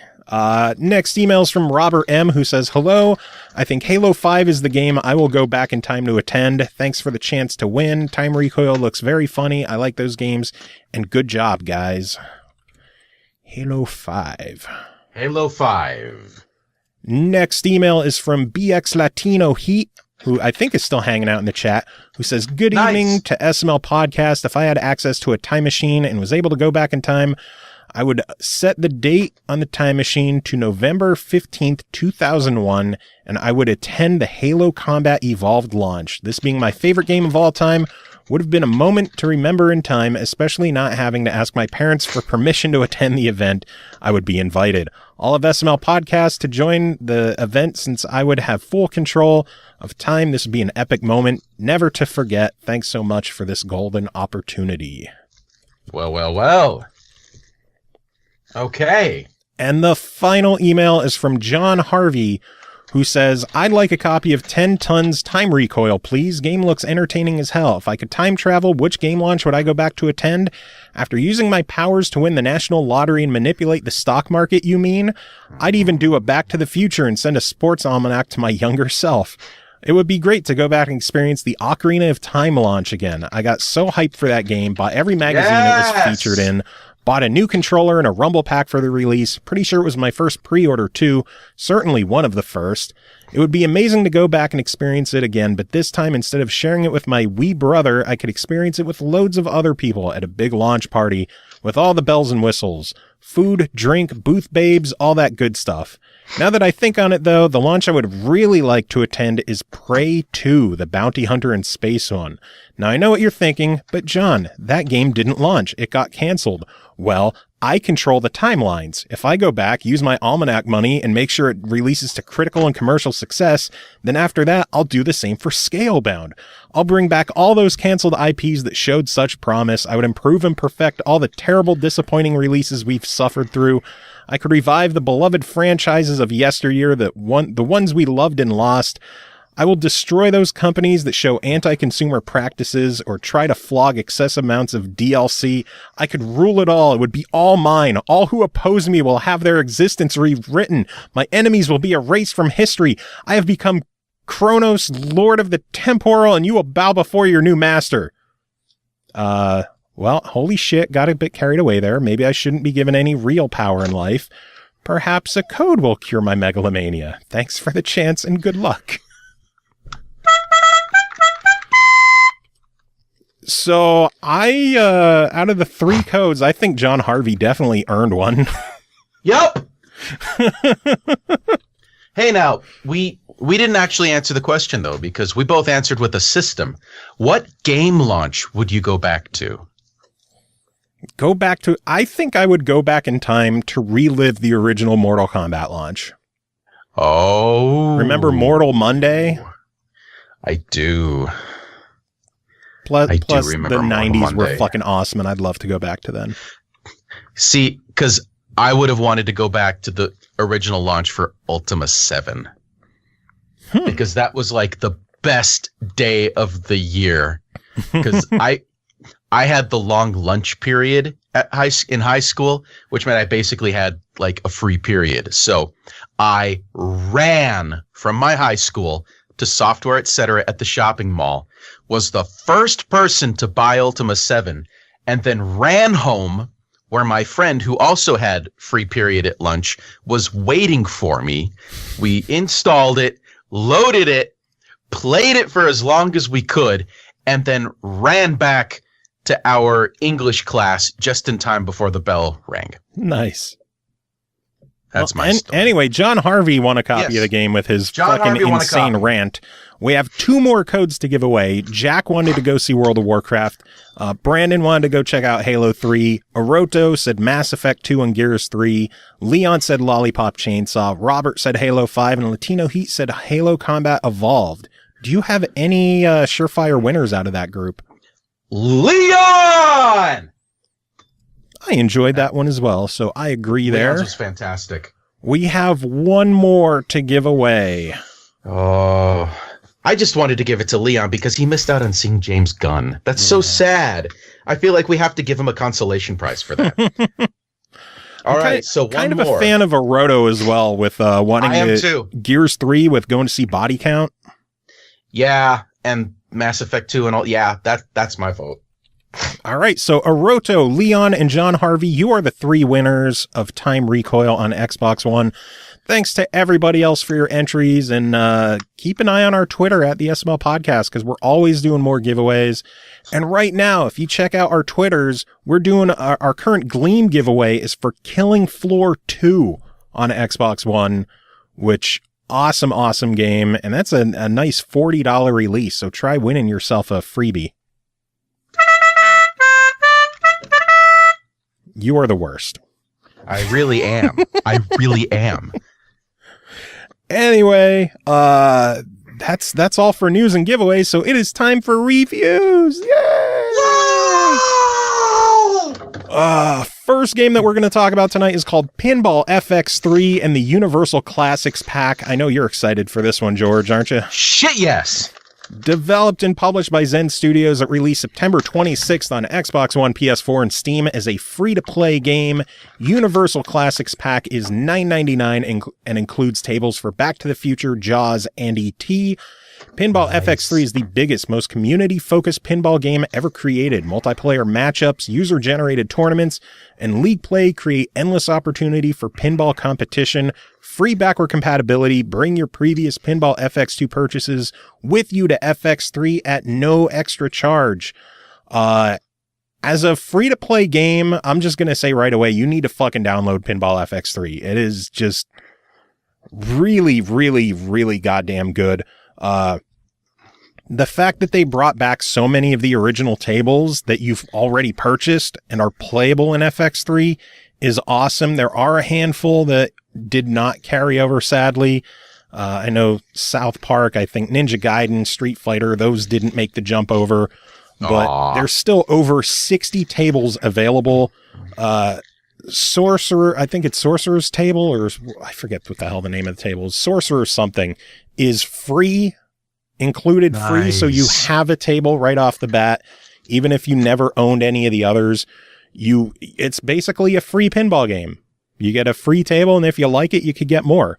There are a lot of new additions to the game. We already mentioned that there's multiplayer matchups. You can do like basically head-to-head matchups against random people where they have a score posted and you have to beat their score. Ooh. And as you beat scores and beat other players, you can rank up and enter new different leagues with, higher stakes and higher rewards. They have user-generated and official tournaments that you can enter and try to get the best score on the platform or overall. I believe their scores are across all platforms, which is pretty cool. Nice. And even just playing normal pinball in the game has its own unique twists. Instead of just playing a game, they have challenge modes. They have a 1-ball mode where you have to get the highest score you can with 1 ball. There is a 5-minute mode where you have to get the highest score possible in 5 minutes with unlimited balls. So if you end up draining the ball, you just get another one right away. Listen, George. And then they have a survival mode where you have to hit a certain score threshold within a minute. And if you hit that score, you get your time extended back to a minute to hit another score threshold. Each of those, I believe, has up to 15 stars you could earn from each challenge, for each different score threshold that you meet. Nice. And then another fun twist is as you play the tables, any of the tables in any of the modes, whether it's tournaments, whether it's the challenges, or if it's just casual, just standard play, you can earn different power-ups and upgrades, whether it's getting score bonuses just for traveling a long amount of distance on the table, or increased score for skill shots or bumpers, or some of the other ones, a longer amount of time that you have in between combos so that you can get higher scores, a longer amount of time that the ball save, if you miss down the middle, that it just gives the ball back. And the more you play, the more you can level up those abilities, and the more powerful those abilities get. And you can have 2 of them active at any one time, or, you don't have to use them at all if you don't want to. There's going to be different leaderboards for playing with the upgrades. And then, separate from the purest leaderboards, there's also wizard powers that are activated with the Y button on the controller, where when you use it, you can either slow down time. So if you're trying to line up a certain shot, you can slow down time for a few seconds and try to make that shot. There's an ability that multiplies your score for a set amount of seconds once you use it. And then the third one lets you rewind time. Ooh. So if you fuck up, you could rewind time for a second or two and do over. I mean, nice. Clearly you can't use them constantly. It's basically like one use, and then I think it needs to recharge over a certain amount of time. Right. But they're helpful for, shit's about to go down. I need to use this and save my ass, or I'm going to use this and get a huge score boost. It's just a fun new twist on the pinball formula. All the existing tables have gotten a fresh coat of paint, so everything looks shiny, looks pretty, everything sounds great. The physics seem to be better, like especially on the bumpers, everything feels right. I cannot talk about the importing because I might be the only person in the world who's having issues with importing their tables. Ah. Yeah, like everybody else I've talked to, they have all their tables, no issues, no pulse in the chat. I know he had issues for like half a day and then it was all fixed and everything's working fine. For some reason, I can't import my tables. I hit the button. It's basically you press the button, import tables. It shows, for some reason, mine says I have 286 tables to import, which is very clearly not right. And then it tries to load the store to find these tables and nothing shows up. So I've been in touch with Zen. We're trying to get it figured out and fixed. But I have spent some time with the new Universal Classics pack. Again, $10. It includes Back to the Future, Jaws, and E.T. tables. I think I've spent the most time with Back to the Future, and it's definitely my favorite of the batch. Jaws, I don't know. I wasn't too big of a fan of Jaws. It was an okay table. There was definitely better tables in the game. It just...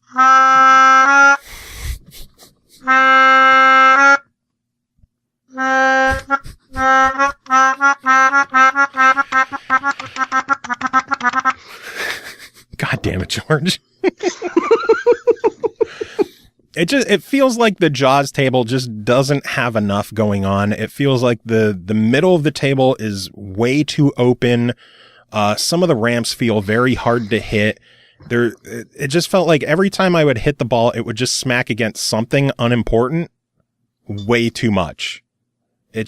I wasn't too big of a fan of Jaws. E.T. I thought was really cool. It had some cool ramps to it, some fun mini games with it. There was one where you can go below ground and try to collect yellow and brown and orange candies.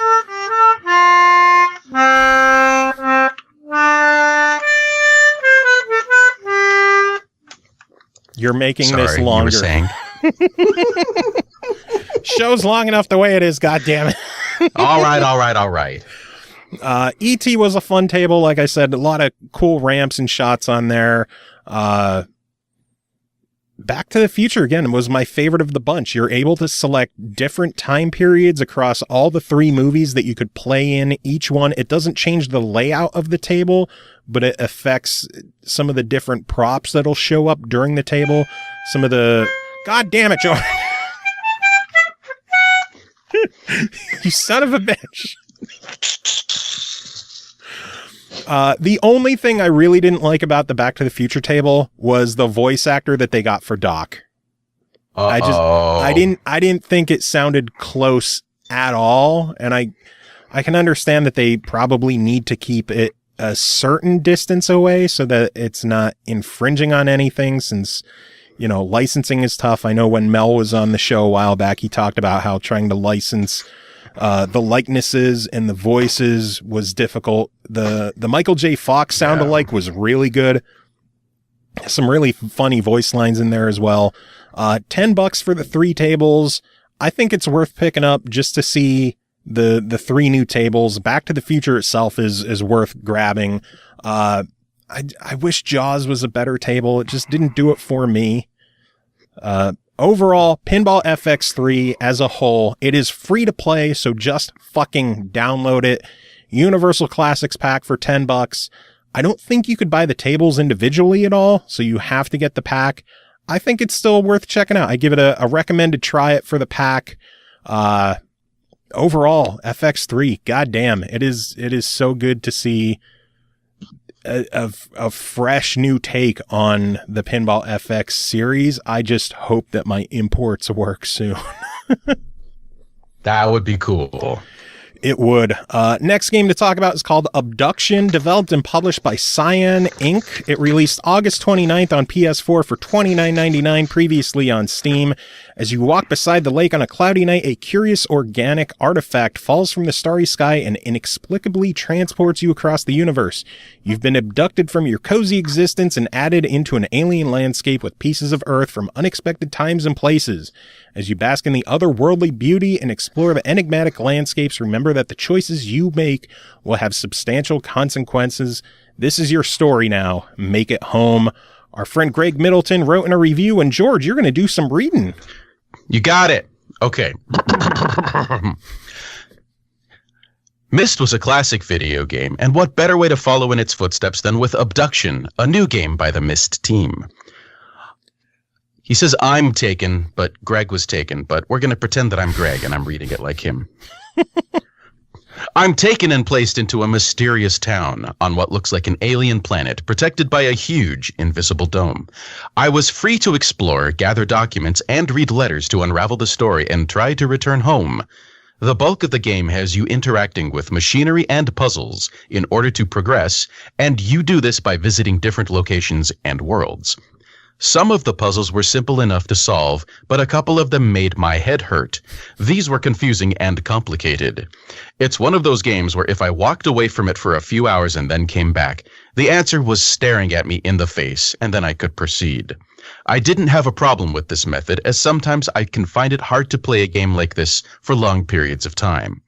Don't feel bad if you have to resort to a guide or walk through for one or two puzzles.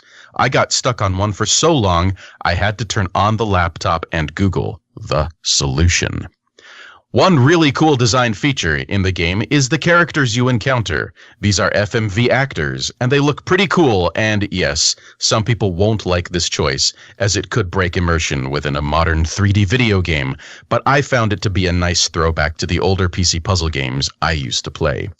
This game is gorgeous. The Unreal Engine is in its element, and you can tell. There are moments that are simply breathtaking, and when I found out some of the artists from The Witness worked on this game, it was no surprise. Visually stunning. I had some performance issues while playing, mainly frame rate drops, and a couple of game crashes, but I can see these getting patched as a few other people online have also reported this. I was excited to hear PSVR support is coming at a later date for the game, and would be interested in trying that out, although movement could be a concern. We will see. Abduction took me around 16 hours to finish, and I enjoyed it. Great graphics, with a really interesting story and brilliant puzzle designs. There are performance issues, and depending on your skill set with puzzle games, it may be tricky. Overall, I'm happy to have experienced this adventure and do recommend a buy it verdict. P.S. Maybe hold off until the patch gets released first. Thank you for the crumple. Sounds good. I hope it shows up on other platforms. It's cool to see like the Myst style adventure game coming back a bit. And the whole live action element sounds really interesting as well. Definitely. Next game to talk about is called NASCAR Heat 2, developed by Monster Games, published by 704 Games, code received from 704 Games as well, which you know is a given considering, as I mentioned earlier, we only really review stuff that's given to us for review because time. This one released September 12th on Xbox One, PS4, and Steam for $49.99. NASCAR Heat 2 brings the most authentic and intense stock car and truck racing of all time. Test your driving skills across 3 NASCAR National Series and 29 sanctioned tracks. Go head-to-head in local split-screen mode or take the action online with 40 car online multiplayer.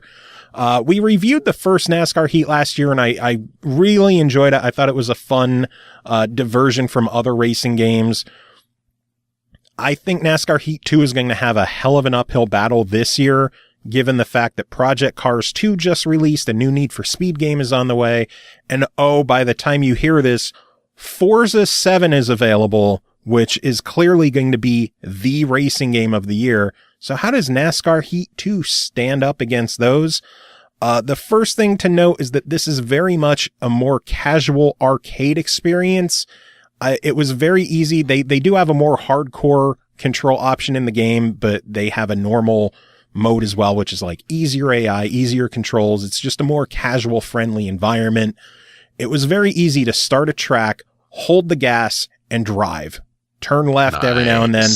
And it felt really good. I didn't have to worry about trying to learn handling or trying to like learn the proper technique for drifting and everything.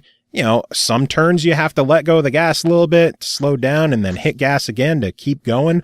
For the most part, it was just drive and win. It was very simple, very straightforward, and it felt good.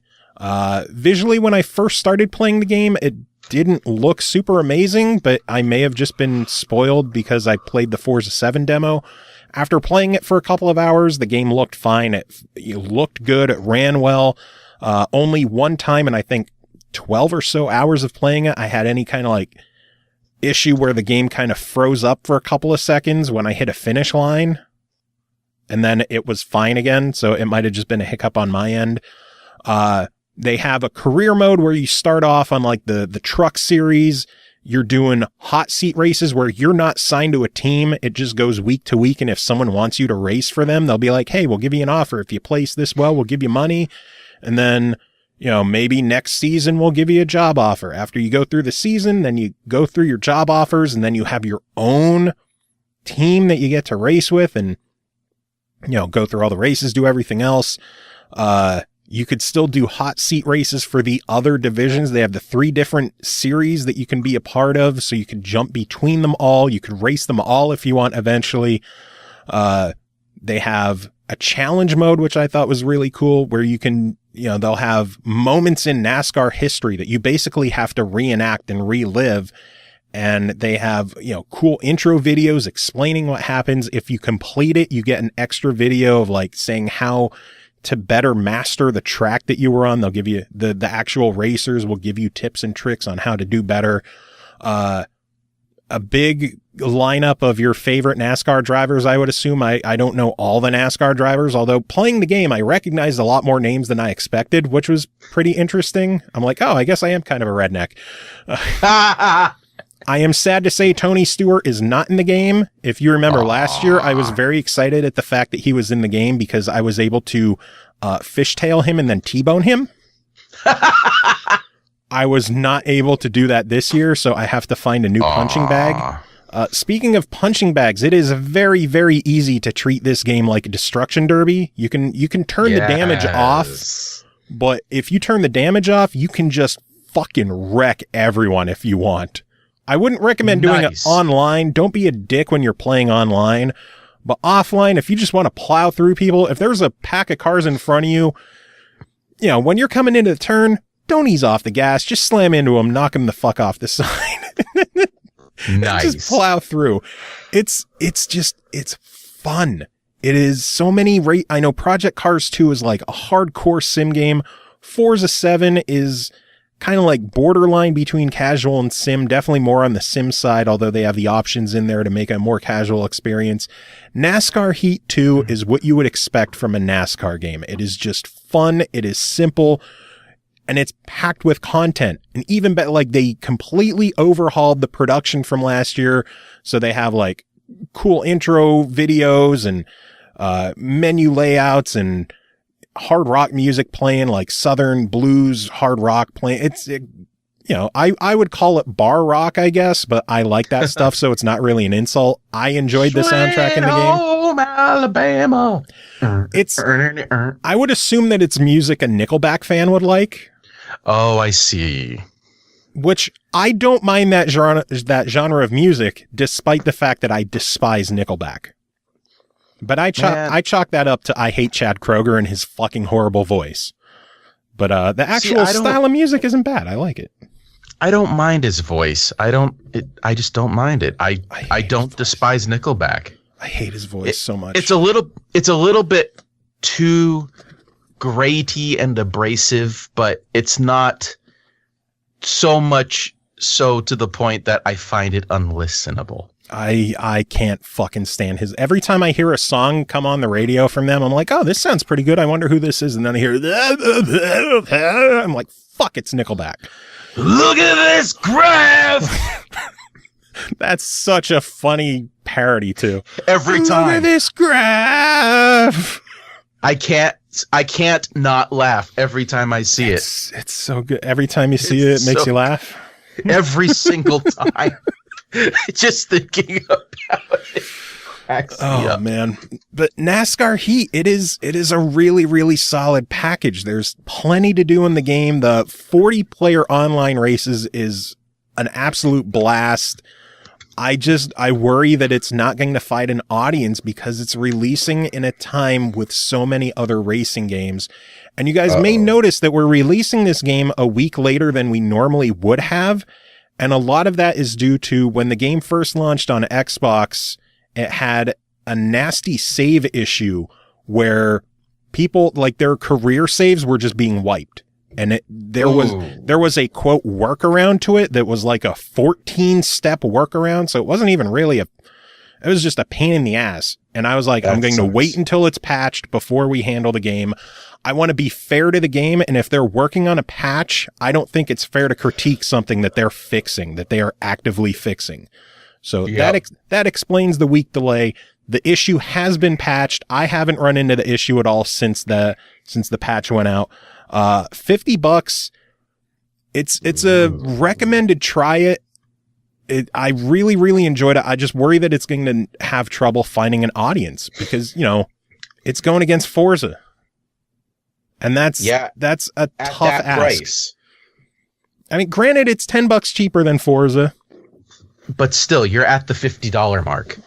That's a very big psychological step. That's half $100 right there. Yeah. It may as well cost exactly the same as Forza at that point. Oh, to be fair, Forza has an Ultimate Edition that is $100. Holy shnikes. Yeah. Which is the version I'm picking up in the morning, by the way. Are you serious? Yeah, man. Fuck yeah. I love Forza. Every year I get the Ultimate Edition because it ends up giving you like the car pass, which gets you 6 months of car DLC. It gets you a VIP, which gives you extra bonus cars every now and then, plus like doubles the money you earn in the game. Plus it has a steelbook. So hell yeah. And as I mentioned, Forza 7 Ultimate Edition owners get it as of now. Like it's out now as we're recording this. Everyone else has to wait until Tuesday. So eat a dick. I'll play it today. But I definitely see myself going back to NASCAR Heat. It was a lot of fun. I mean this in a good way. It's more of a brainless racing game, and that it's something that you can pop on. I did a 500 lap race in the game. I would never do that in Forza. Oh, golly. But I went through a 3-hour, 500-lap, full-length race, and it was fun. I enjoyed it. I drove in a circle for fucking 3 hours, and it was enjoyable, and I ran people off the road constantly. Nice. I created so many wrecks. It was amazing. The other real gripe I have with the game, and this hasn't changed from last year, is you have to have spotter audio, like some guy in your headset, like, someone's on their left-hand side, left side is clear. You can't turn it off. And I hated that with last year. I kind of just, after a while, I just turned the volume down on the TV and played music on my phone. Otherwise, all you hear is engine noise and a guy talking to you, which... That gets old after a while. There's a decent soundtrack in the game. Play some of that stuff during races, maybe. I don't know. Yeah. Or at least let me turn off the fucking spotter. I hated that last year. I still hate it this year. Yes, they're going to sell 500 laps of spotter. Yeah. They're going to sell more spotter voices like they did last year, so you can change it eventually. Oh my gosh. But, it's like $2-3. It's nothing insane. And they'll be included in like the season pass that they're going to have with extra cars and tracks and whatever else. I just wish you could disable it. That's what I want. See, that's a resume item I'd like to have. NASCAR car spotter. Well, they're like actual people who do the work on the headsets in NASCAR, like who work in the pit and tell you what you're doing. So They are actual people. It's not some dude voice actor who's like, watch on your right. All clear. Go ahead, George. You're all clear on the left, asswipe. I would pay $5 for that. Watch your 6, asshole. Hey, 704 Games, if you're listening, hire George to be a spotter. Might need to bump the DLC rating to an M, but it would be worth it, and I would buy the fuck out of it. Moving on, next game to talk about is called Splasher, developed by the Splash team, published by Palladius. It released September 26th on Xbox and PS4 for $14.99. Splasher is a fun and challenging 2D platformer filled with humor and surprises. Armed with a paint cannon, you'll face the dangers of the Ink Corp mega factory in order to save your companions, the Splashers, and put an end to the Machiavellian projects of the evil boss, Le Docteur. Our friend Brandon Wicks covered this one, and George, you're going to read this one as well. Hot dog. Splasher is an amazing game. One of the best platformers I have ever played. It is super fast-paced and action-packed. It is difficult, but not nearly as difficult as other similar games like Super Meat Boy. You are a janitor who has to stop the evil scientist. The game is not very story-driven, but still gave me a few chuckles along the way. I couldn't help from laughing every time the evil scientist would give me the middle finger. You make your way through 22 different levels to beat the main boss. You do this by using water, red sticky ink, and yellow bouncy ink. The game does a great job of introducing each new mechanic and letting you gain the hang of it before letting you control it. The levels are super fun and fast-paced. It is also very fluid and responsive. Be prepared to die a lot when learning the levels. The game is very fair. Whenever I died, I never thought it was the game's fault. I knew exactly what I did wrong every time. You know who you are and what you've done. When you first load up the game, you immediately get launched into the first level. I was very confused as to where in the world the main menu was.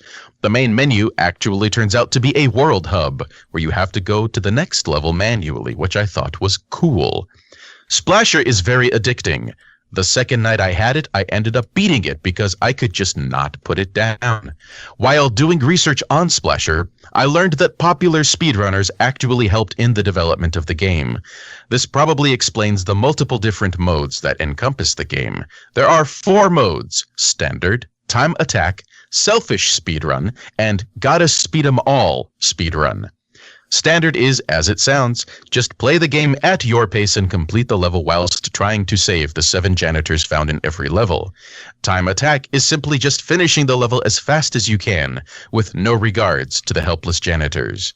You get awarded either a bronze, silver, or gold medal depending on your time. The selfish speedrun is completing the entire game in one sitting, while also not saving the janitors.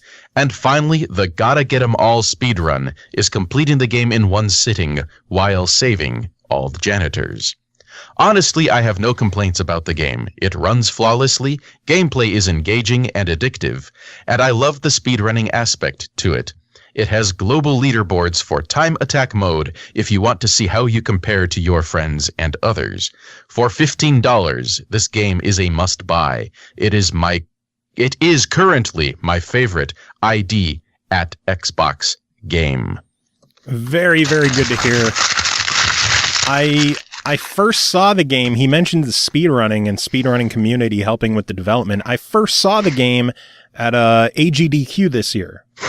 Oh, nice. And it was just a blast to watch. He did the selfish speedrun, so it was just blazing through all the stages as quick as possible. And the game looked amazing. And that was when it first got on my radar. And I was thrilled to see it coming to consoles. Sweet. And I hope it shows up on the Switch as well, because the game is really goddamn cool. It sounds like it, just based on that review. Yeah, I need to play it myself. I just don't have time, but it looks so good. So thanks to Brandon again for that one. And the next game to talk about is called Lightfield, developed and published by Lost in the Garden, released September 26th on Xbox and PS4 for $19.99. Lightfield is a hyper-futuristic racing game with a parkour twist.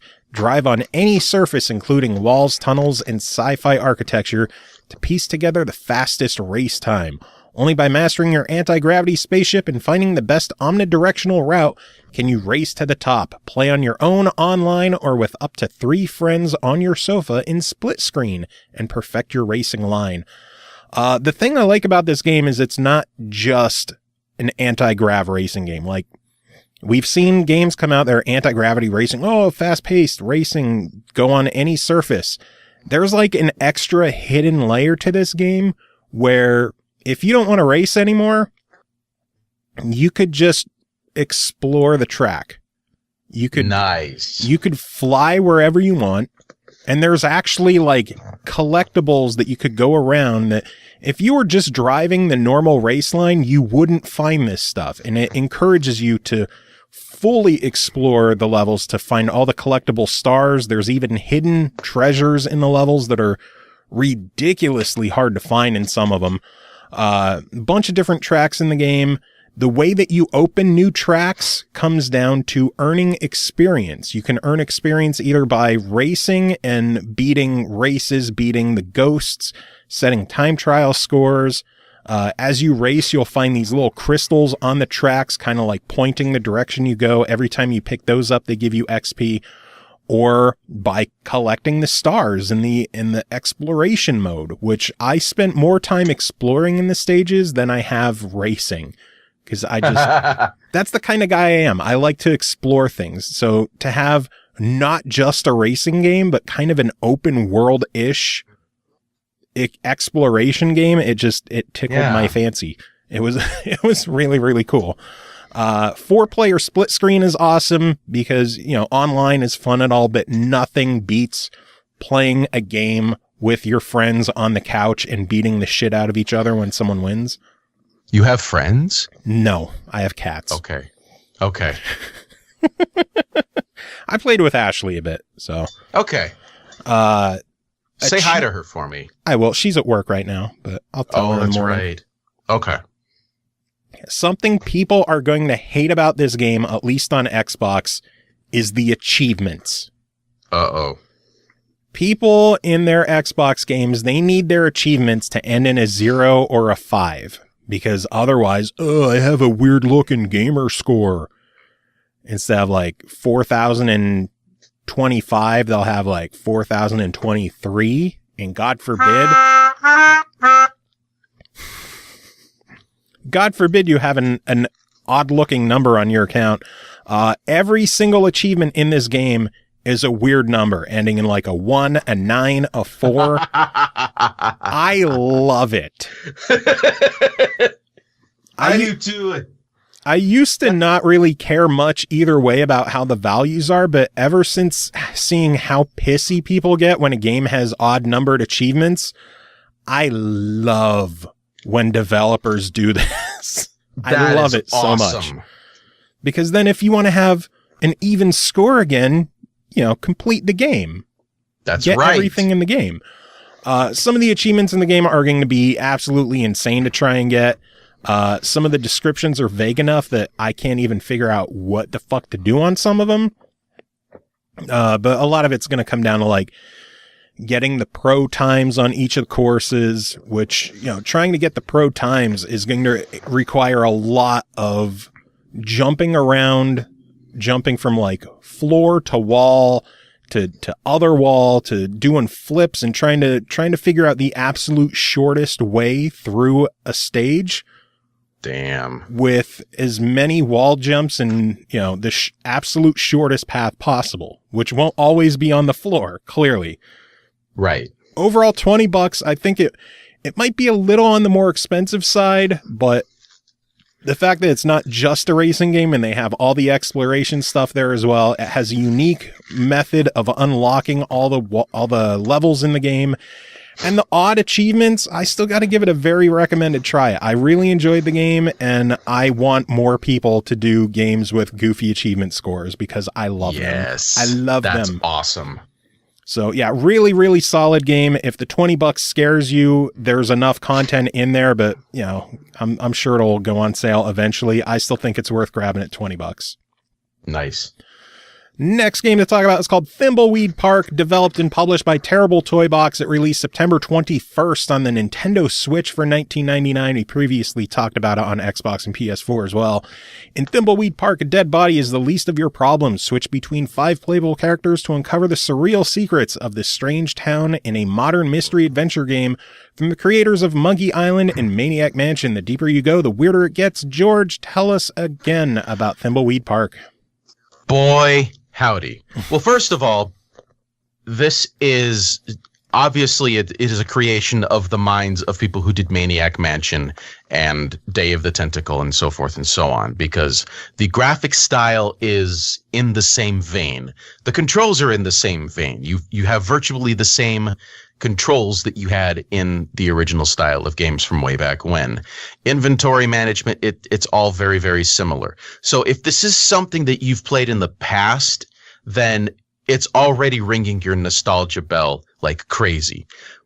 If you're approaching it as someone who is kind of new to this, it's probably a little bit weird to get behind the idea that you basically want to pick up every object that isn't nailed down, because at some point there might be a use for it somewhere down the road.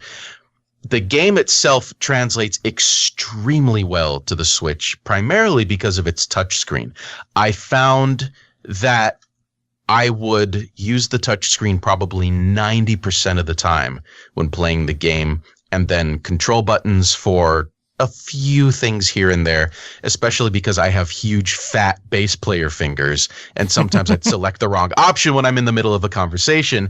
But beyond that, that obviously would have been a problem if it was ever played docked. I never got a chance to play it docked. In this case, I just had my nose glued to it right in front of my face, typically with headphones on, especially when it came to Ransom the insult clown, because there was a period of time where I was playing it while my wife was doing some exercises, and she at one point she just stopped and she looked at me and she said, "Really?"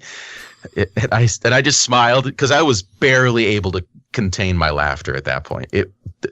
What was being said? It was in the middle of a segment of the game where it's during his flashback and he's insulting everybody in the audience. Like, he talks to one person about how fat she is, and about another kid who's wearing a ugly shirt, or someone whose nose is too large, or someone whose hair looks funny. And every time he insults the person, the entire audience goes crazy except for the person being insulted, and they start crying. It's so good. Like, you guys probably talked a ton about this in previous reviews, but I cannot help but comment on the fact that every single aspect of the play of this game was so beautifully created, and the experience was wonderful. Every character is extremely unique and each character serves a different purpose in the overarching adventure of everything that's going on. And I'm not going to say too much about the specifics of what happens in the game, because that doesn't really reveal itself until much later as the game goes on. And it's kind of a cool surprise. So, and I'm sure you already know, but I'm going to leave that to whoever ends up playing the thing, because it's worth getting there in the first place. It's extremely irreverent. The game references itself and its style over and over and over again, pays tribute to some of the best parts of the 80s, because the game takes place in the 80s, up to and including you send one of the characters to a vending machine and you look at the vending machine. It's a new Coke vending machine. And you try to buy, it's like, oh, sweet, I want to buy a can of new Coke. And it says, nobody wants new Coke. It's like, yes! Everything from the Commodore 64 in the girls' room with the 1200 baud modem and the ASCII chart that she practices so that she can get a job working for Mucus Phlegm Games, it's just frackadoodle. I will go over the one thing that drove me crazy, and that was frame rate drops and glitches sometimes when you're taking long walks down some of the streets to get from point A to point B. It would glitch out every now and again. It didn't happen often, and it didn't happen consistently, and it certainly didn't really bother me that much, but it's something that did happen from time to time, so I thought it would be worth mentioning. But the game itself, the art is beautiful, the music is stunning, and the voices are fantastic. It is so well built from start to finish that I would arguably call this game the second best gaming experience I've had all year, right behind Breath of the Wild. No joke. Damn. Yeah, everyone who's covered it on the show has said that they have absolutely loved it. And it's funny as fuck, too. It is, and it never stops. Like, like everything from really long, drawn-out, funny things. Like the clown, Ransom the Clown, who gets third place in the Ransom the Clown lookalike contest. And they just draw the thing out. Or every player character who you tell to drink from the drinking fountain.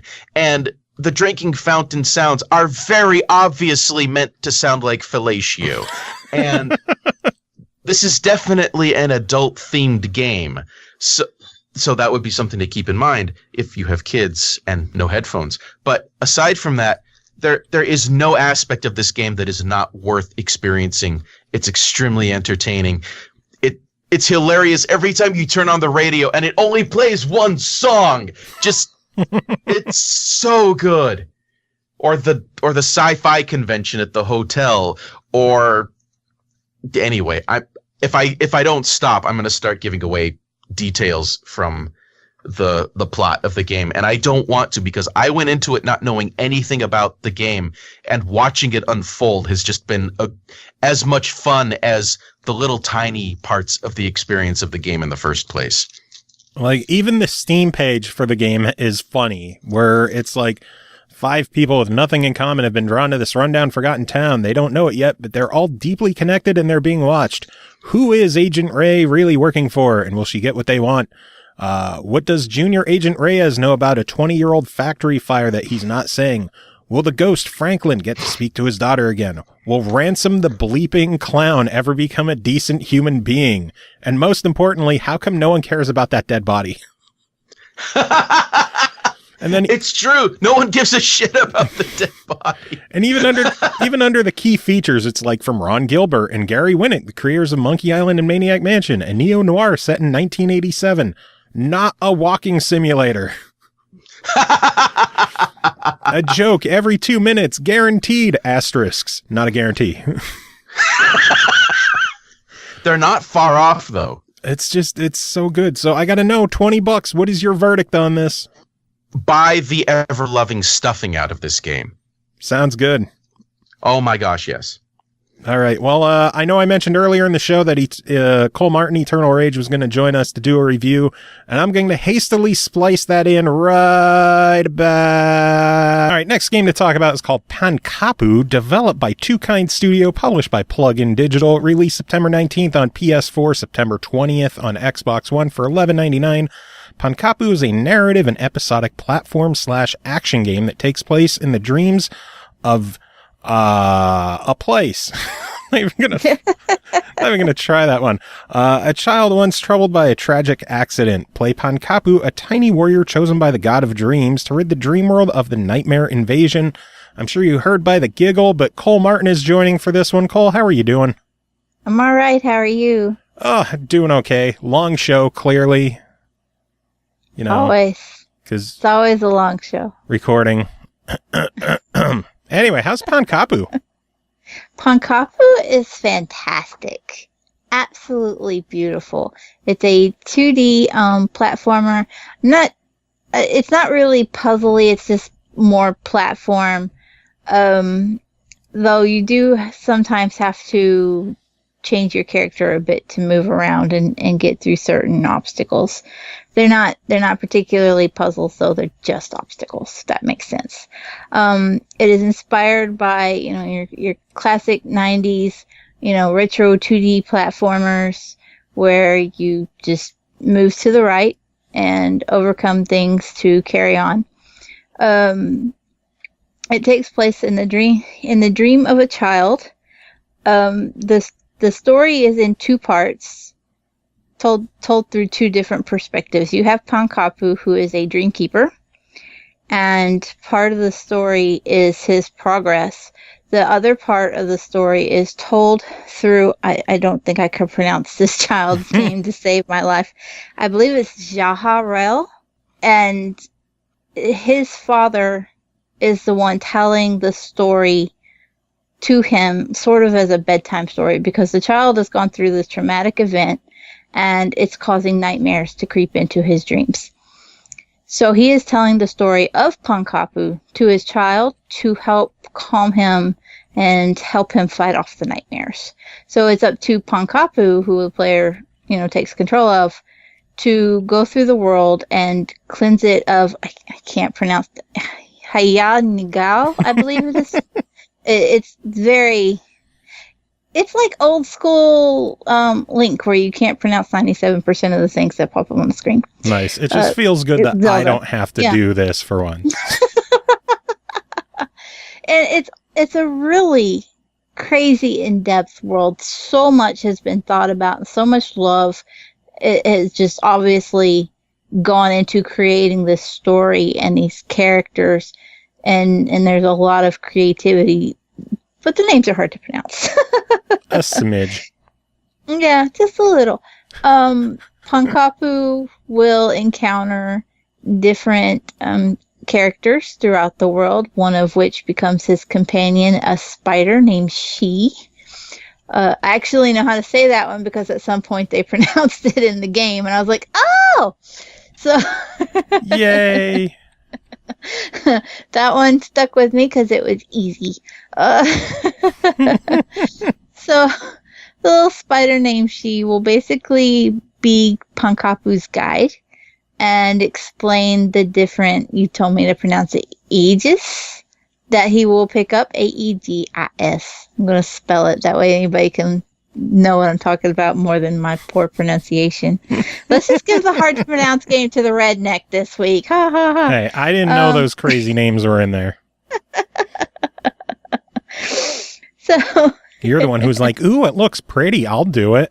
It is pretty. It is absolutely gorgeous. It really is. Like, I don't typically do fan art, and I've done a few doodles of some of the characters from Pankapu just because I enjoyed them. So the story, as I said, it's you take control of Pankapu and you're working your way through these worlds, trying to clear out the nightmares that are invading. And as you do this, you uncover what are called memo lists. And these memo lists have they're fragments of the memory of the traumatic event for the child. So this tells the story, the child's story, so that players are aware of what he's gone through while being in control of Pankapu. So it's as Pankapu is also learning what happened. The different aegis that you unlock, they have different benefits. And they allow you to like change between your costume to use the different skill sets. So you'll have bravery, which is more of a natural type element. You can use your sword to fall down on enemies, and it will make roots come up from the ground and help as well to spike enemies that are within a certain distance. Or you can use the Ardor, I believe it's pronounced, which is your long range style, and will give you access to arrows, will allow you to float on wind streams, or you can not quite teleport. It's almost like a Mr. Shifty type move where you just blink. Mm-hmm. You can, kind of dash and blink through things. Yeah. So if there's a lot of moments where large boulders will come across the screen and they're too big for you to jump over, but you can dash through them and kind of blink through them. And the third would be Faith, which allows for time slowing and health and what have you. I did have some problems, especially the more often I died, and I died a lot because that's just what I do. But the more often that I died, the frame stuttering would start to pop up. Like it would load the game wherever I was from the past checkpoint, and it would just start to kind of bog down. And if I frequently died, which I would because the frames were stuttering, and it would make the platforming a little more difficult, then I'd die and have to start over again, and it would just be that much worse the next time. Do you think it's like a memory leak in there or something? Possibly, yeah. I don't imagine it's something that they couldn't just like patch and fix up at some point. And I hope that they do. The game on Steam has been released episodically. Episode 1 and 2 are out on Steam. This version that's on Xbox currently also has episodes 1 and 2. Gotcha. Because there's also 3 and 4 to come. Ah. So there is quite a bit involved with this story. It is a lengthy story. You can spend a lot of time just exploring and searching, and you'll want to go back through the levels after you complete them. You do have like a book with a map of the world, and you can revisit any area without like having to travel back to get to it. It's almost like a Candyland map, if you will, and you can, not Candyland, Candy Crush. And like, gotcha. You just scroll down and pick another level to go to. All right. And start them. You can, there are collectibles, which are called midgens, and they're just little floating ghost fairies looking things. They are scattered throughout the levels, and most levels have anywhere between 10 to 20 of these midgens. And if you're a completionaholic, you're either going to love or hate this game depending on how you feel about collectibles, because you have to get every one of those, and you're looking at a couple hundred per world. Holy shit. There's just an insane, and that's not even including, the aegises, and there are, I believe they're pronounced Ludenites. Good enough. Yeah, good enough for government work. They're fragments for your health, and I think it's every 5 you get. The 5th one gives you a new health bar.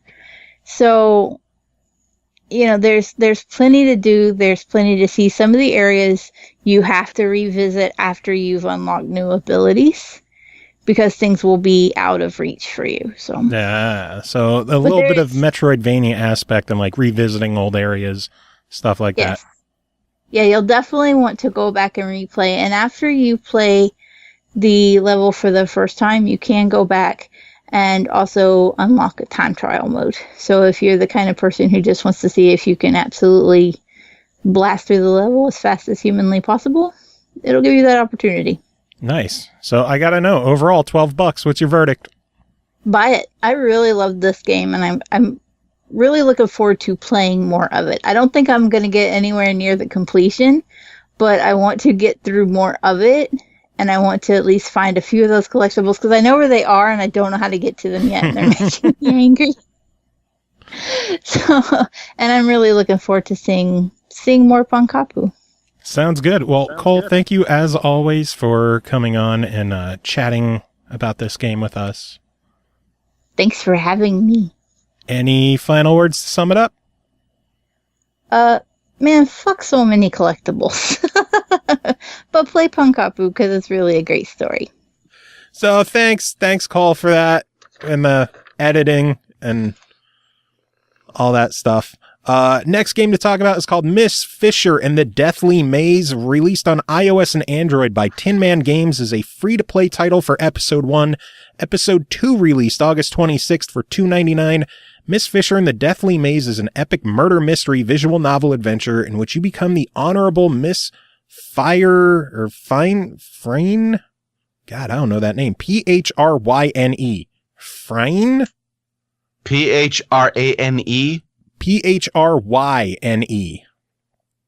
Phrane? Phryne. Frayne Fish. It's either Freen or Frin. You become the Honorable Miss Fisher, without a first name, the glamorous and stylish super sleuth our friend Jacob Garner wrote in a review for this one, and I'm going to read one. Do you feel special, nice. George? I feel so special. Miss Fisher's Murder Mysteries, Miss Fisher and the Deathly Maze from Tin Man Games is an episodic point-and-click mystery game that allows you to solve murders just like in the TV show. If you aren't familiar with Miss Fisher, it's an Australian murder mystery show set in the 1920s where she goes about solving mysteries and ruffling society's feathers. The woman who plays Miss Fisher is Essie Davis, who you may remember is the mom from The Babadook. Anyway, I first took notice of the show thanks to some internet advertisements which painted it as a murder mystery with Game of Thrones amounts of sex. I'm sold, only to find out the most you're going to see is some side boob, but I swear the writing, costumes, and acting are all top-notch and worthwhile. So, on to the game. Thanks, Jacob. The gameplay is your standard point-and-click mystery game. You click on things to examine them or have conversations with people. When you have two facts that seem to go together or completely cancel each other out, you can deduce something to help figure out what to do next. Examining everything in the room can help you unlock new outfits for Miss Fisher, which are clothes from the show. In Episode 2, some of the dress do affect where you can go, although I don't think it really messes with the storyline that much. There are other dresses that can be unlocked for 99 cents a pop because, you know, iOS, Android. Yep. They have to. The gameplay is intuitive, although initially confusing at the beginning of Episode 1 when the game introduces you to examine the stage curtain. There's nothing actually there for you to examine. They just wanted you to get used to the function. The dialogue is well done, and despite some moments feeling far-fetched, the 2 episodes I've played feel like regular episodes of the show. Fans of the series are the main draw for this, but the game takes time to introduce the various characters for those who are new. The music and sounds for this game are top-notch and fit the atmosphere of the game, and the art beautifully done. Each episode clocks in about 2 to 3 hours each, and the save feature allows you to save almost anywhere. I had moments where I played for 40 minutes straight, other times 5. I only have 3 complaints about the game, 2 of them minor. My biggest beef with Episode 2 is the episodes introduce a hidden object aspect to some of the areas, which doesn't surprise me based on the show's main fanbase. However, the objects are incredibly small when viewed on the iPhone, and the hidden object parts start feeling like punishments instead of fun diversions. You also cannot save during these areas, which isn't helpful when you've spent the last 15 minutes trying to gather the items and need to go off and do something else. These hidden object areas are skippable, but if you want to have all of Miss Fisher's dresses, then you can't skip them. I'm sure it's fine on the iPad, but it's hell on the iPhone. The first minor problem is that the text describing items occasionally shows up where a character's dialogue should, in blink and you'll miss it fashion, not affecting gameplay or storyline, most likely a glitch that can be easily fixed. The second, which I thought was odd, was that, at least on iOS, if you're listening to music through another app, the Miss Fisher game will turn off that music. Perhaps the game wants you to be immersing yourself in the world of 1920s Australian jazz clubs, but I found it to be annoying when playing lullabies for my infant son, and then I'd fire this up, and away went my music. Anyway, if you're looking for a great mystery game full of interesting characters, fun dialogue, and easy-to-learn gameplay, Miss Fisher's Murder Mysteries, Miss Fisher and the Deathly Maze, is a great game to check out. It's definitely worth your time and an excellent addition to anyone's iOS game collection. Thank you, Jacob, for that one. Well done. Well done, Shop. Yes, it's beautiful. It's wonderful. Anyway, final game to talk about tonight is called The Journey Down, Chapter 3, developed and published by Sky Goblin at release September 21st on Steam for $19.99. Chapter 1 is available for $8.99 and Chapter 2 for $19.99. In the final chapter of The Journey Down, Buana, Quito, and Lena explore the vast reaches of the Underland and unravel its long-forgotten history. Their adventure comes to a bombastic conclusion when they learn the true nature of the great Asili tree and the Armando Power Company.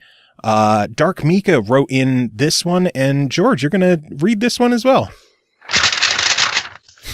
Here we go. I love that you printed these out. I did. I really did. I don't own a printer anymore. What? It broke, and we didn't want to buy a new one, so we just said, fuck it. Fuck it. That's what tablets are for, right? Mm-hmm. Really expensive paper. All right, let's see here. The Journey Down is a trilogy of point-and-click games that follow a single story arc. You play as Buana, a goofy but inventive man living in Saint Armando, working with his brother Quito at their boat gas station.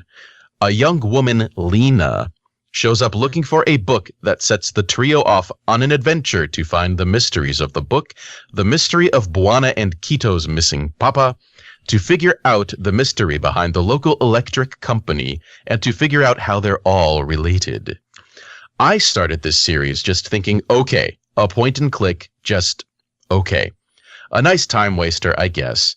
I'd played some of the first Monkey Island and watched a few others on YouTube, and none of them really stuck out as amazing stories or anything. I have to say, this series of games, they were much more than I thought, and they were damn funny. The story was awesome, and the art style was absolutely gorgeous. The art is based around Africa and African tribal masks. It gave the main characters very interesting looks that I really loved. Now, as stated, this is a trilogy, which means you really need to buy all 3 games. There's a miniature thing at the beginning that gives you very brief glimpse of what happened in the previous game, not enough to really understand anything, though. So you have to buy all 3 games, or this one won't make a lick of sense. What's even better is all 3 games were made to be playable on lower spec computers. Windows XP old. Ooh. As such, right? Does anybody even remember Windows XP? I remember 3.1. I remember DOS 3.2. Oh, DOS. And Commodore 64's basic interface. And the basic interface of the Texas Instruments 994A. You played Parsec on that shit. It was great. With the voice module. It was, anyway, I'm getting distracted. As such, pretty much everyone can play all 3 of them. All games are good. The first game is a bit janky. The game crashed a number of times just playing it. Always in character conversation areas, but I didn't lose any progress at all. The character VA qualities were all over the place. The animation was a bit rickety, and the visuals just didn't age well.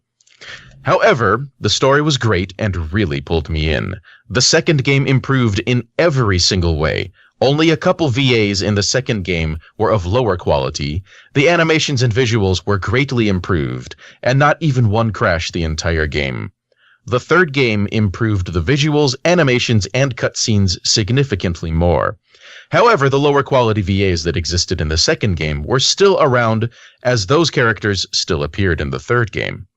Now, this game isn't a hard point-and-click. Only a couple places in each game did I have to look something up. Usually a single item where I had just missed clicking the area where it would be found. Most point-and-click players wouldn't have missed that because they're used to it. Most of the solutions are pretty obvious. There's not really any of those zany, annoying, "How does that work?" bullshit in it like one might expect from some of the older point-and clicks. It was in all caps with 3 exclamation points. I had to do something. I totally understand. The situations themselves are zany, but the solutions themselves aren't, usually. There's some very simple puzzles to work out, but not many, and they are, again, all very simple. The 3 main characters are great. Bawana and Kito are both kids trapped in adults' bodies effectively. In every game, there's a point where they're together and have lines to the likes of, "We don't know what we're fucking doing or what this does. It's probably gonna do something bad. Awesome, so let's fuck with it." And then they proceed to do so. So just like us. Yeah, pretty much. Lena is a level-headed, smart university assistant with the most gorgeous design, who's just along for the ride while trying to get their help, then to survive their immaturity. They are just great characters and have great chemistry, and that pushes the story. The entire trilogy for $48.97 as a bundle, saving 20%, I'd say 100% go for it. It took me around 10 hours total to beat all 3 games, and I was hooked the entire time. It's not hard, it's fun, it's hilarious, and I personally haven't seen games with the same visual style design, which is just gorgeous to look at. I could barely give it any higher praise. This game is amazing.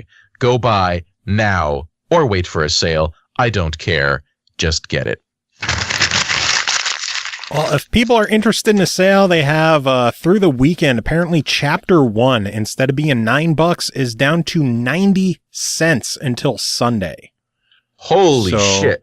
Choppity chop on that. And then the bundle, I guess because of the first game being on sale, I don't know how long the bundle discount is going to go, but right now it is available for $32.69 for all 3 games. So that's a hefty discount over the $49. That's in the Steam store, right? Indeed. So if you're interested, jump on that now and choppity chop chop. And interesting, she mentioned how like the first game was janky, but it kept getting better over time. The first game was in January 2013. Really? Yeah. The second game was August 2014. Whoa. Yeah. And then episode 3 or chapter 3, September of 2017. So that was a hell of a delay. Yeah. That is quite a lag. But it sounds really, really solid. So again, they're on sale now. Don't know how long those sales are going to last. I know the first chapter only goes until October 1st. So chop, chop. Chop, chop. But that is it for this episode. I know it's been a long one. Thank you so much for everybody hanging out and listening and checking out everything. Thanks again to Ro for dropping by and killing some time with us, and some may say a bit too much time. Thanks, George, for playing the goddamn melodica.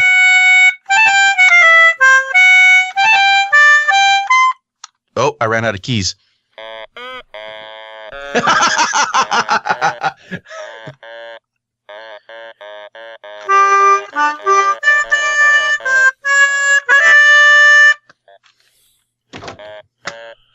I'm trying to do Jaws. Oh, you're trying to do Jaws.